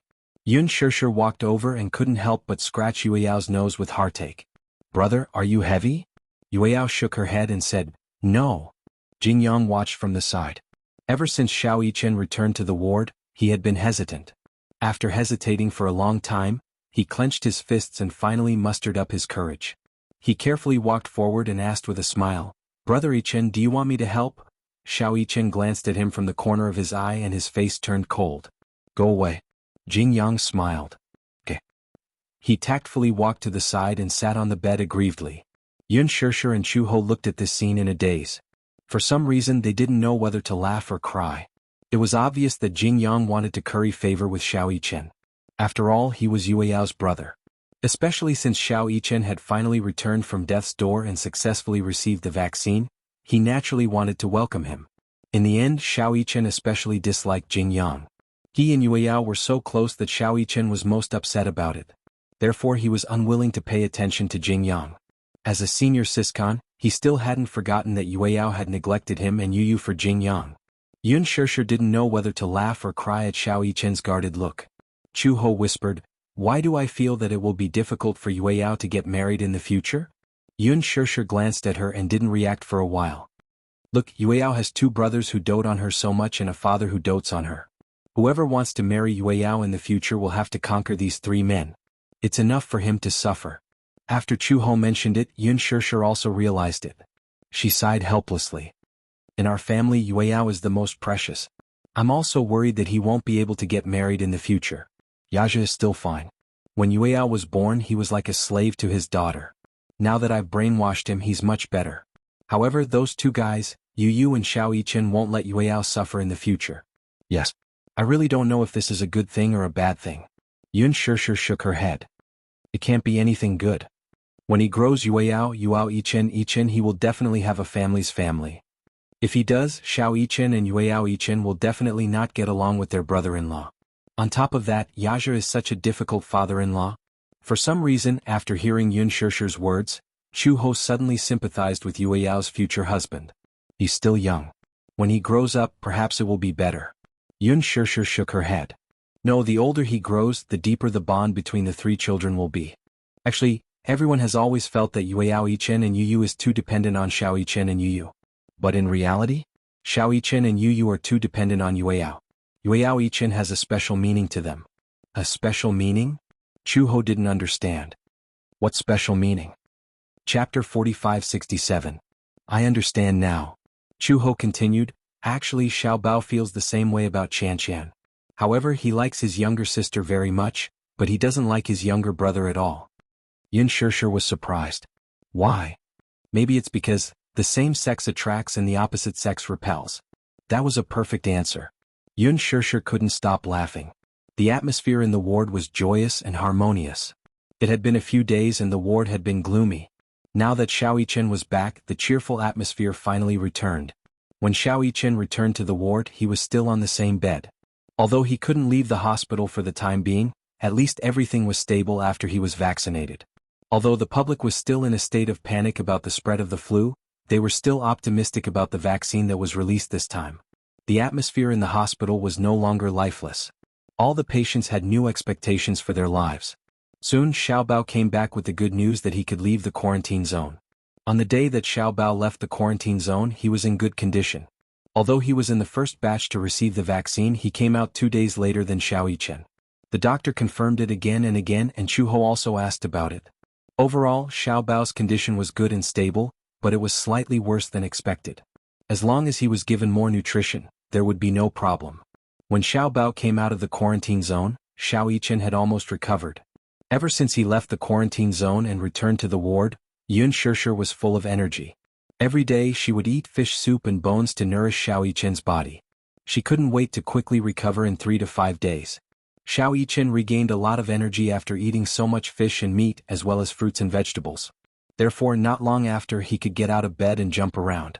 Xiao Yichen's physical strength had decreased a lot after he was born with the disease, so he started to exercise after he recovered. He had to do 100 sets of push-ups every day. When Xiao Bao came out of the quarantine zone, he was even sicker than Xiao Yichen. He lay on the bed, unable to move at all. If it weren't for Xiao Yichen, Chu Ho would have been worried sick. However, when he thought about how Xiao Yichen had been like this when he came out and how he was still as lively as ever under Yun Shishir's care, Chu Ho wasn't worried at all. The welcoming ceremony was naturally very grand. When Xiao Bao was pushed into the ward, there were fireworks and a small Corolla made by Yueyao. However, Xiao Bao couldn't do anything other than lie on the bed. Chu Ho walked over to Xiao Bao with heartache and picked him up. Xiao Bao said weakly, "Mom, can you fulfill a wish of mine?" "What wish?" Xiao Bao pouted and tears almost fell from his eyes. "I want to eat ice cream." Everyone was silent. There was a long dead silence. Xiao Yichen was the first to laugh. "Ha! Ice cream." Xiao Bao's first goal after coming out of the quarantine zone was to eat ice cream. Chu Ho didn't know whether to laugh or cry. Xiao Bao cried out pitifully, "In the quarantine zone, no one let me eat ice cream. I haven't eaten ice cream in a long time." Chapter 45-68. Chu Ho did not know whether to laugh or cry. She could not bear to see him like this. However, given Xiao Bao's current condition, he could not eat ice cream. Hence, she had no choice but to coax him. Okay. You can eat ice cream after you've completely recovered, okay?" Xiao Bao did not give up. "I want to eat it. I want to eat it. I've been holding it in for a long time. I feel like I'd rather die without ice cream." When you heard this, she mocked. "Impressive, Xiao Bao. You actually know how to use idioms. Looks like my training of you wasn't in vain." Xiao Bao ignored you. Xiao Yichen said, "Let him eat it. I think he can't wait to go back to the quarantine zone." Xiao Bao was instantly terrified. What does eating ice cream have to do with going back to the quarantine zone? The doctor didn't let you eat ice cream because if you eat it, it's cold and sweet. If your cough recurs and you develop pneumonia, you'll have to go back. Ah. Xiao Yichen said, eat it. Do you want me to buy it for you?"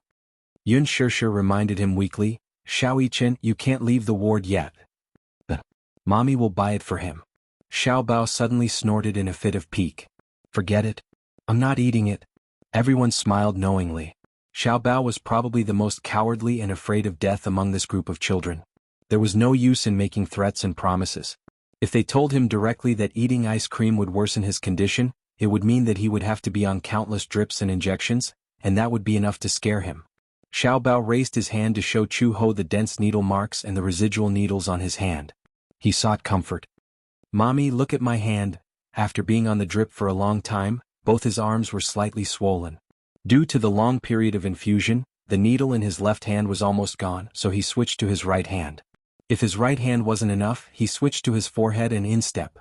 In short, Xiao Bao felt that when he drank water, water would seep out from these densely packed needle holes. Xiao Yichen disagreed. Tsk. How delicate. I get more injections every day than you do." "What did I say?" Xiao Bao glanced at Xiao Yichen with a gloomy expression. "Who wants to be compared to you? You're not human. What kind of normal child would play with a gun? What kind of normal child would practice handstands in the ward when he was so ill? Mom, I'm telling you, Xiao Yichen is a pervert." For a period of time, he did handstands in the ward every day. At that time, Xiao Bao was already paralyzed on the bed, and it was difficult for him to get up. Suffering from the flu and lying down for a long time, she was basically lifeless. Xiao Yichen explained, "At that time I felt weak all over, so I thought that I should exercise. Otherwise, I wouldn't be able to get out of bed." Yun Shishir was speechless. The doctor and nurse had already told her about this. Xiao Yichen thought that his muscle weakness was caused by being bedridden for a long time. Therefore, he forced himself to do handstands and push-ups. Even when his condition worsened, he could still do a few sets a day. What was even more perverse was that his appetite was not bad. It was so good that it made one's hair stand on end. It was because he ate too much that he vomited after eating, and his stomach almost burned out. Actually, the muscle weakness was caused by the long period of infusion. In addition, he didn't have enough nutrition, so he couldn't eat and drink too much. He could only eat in moderation.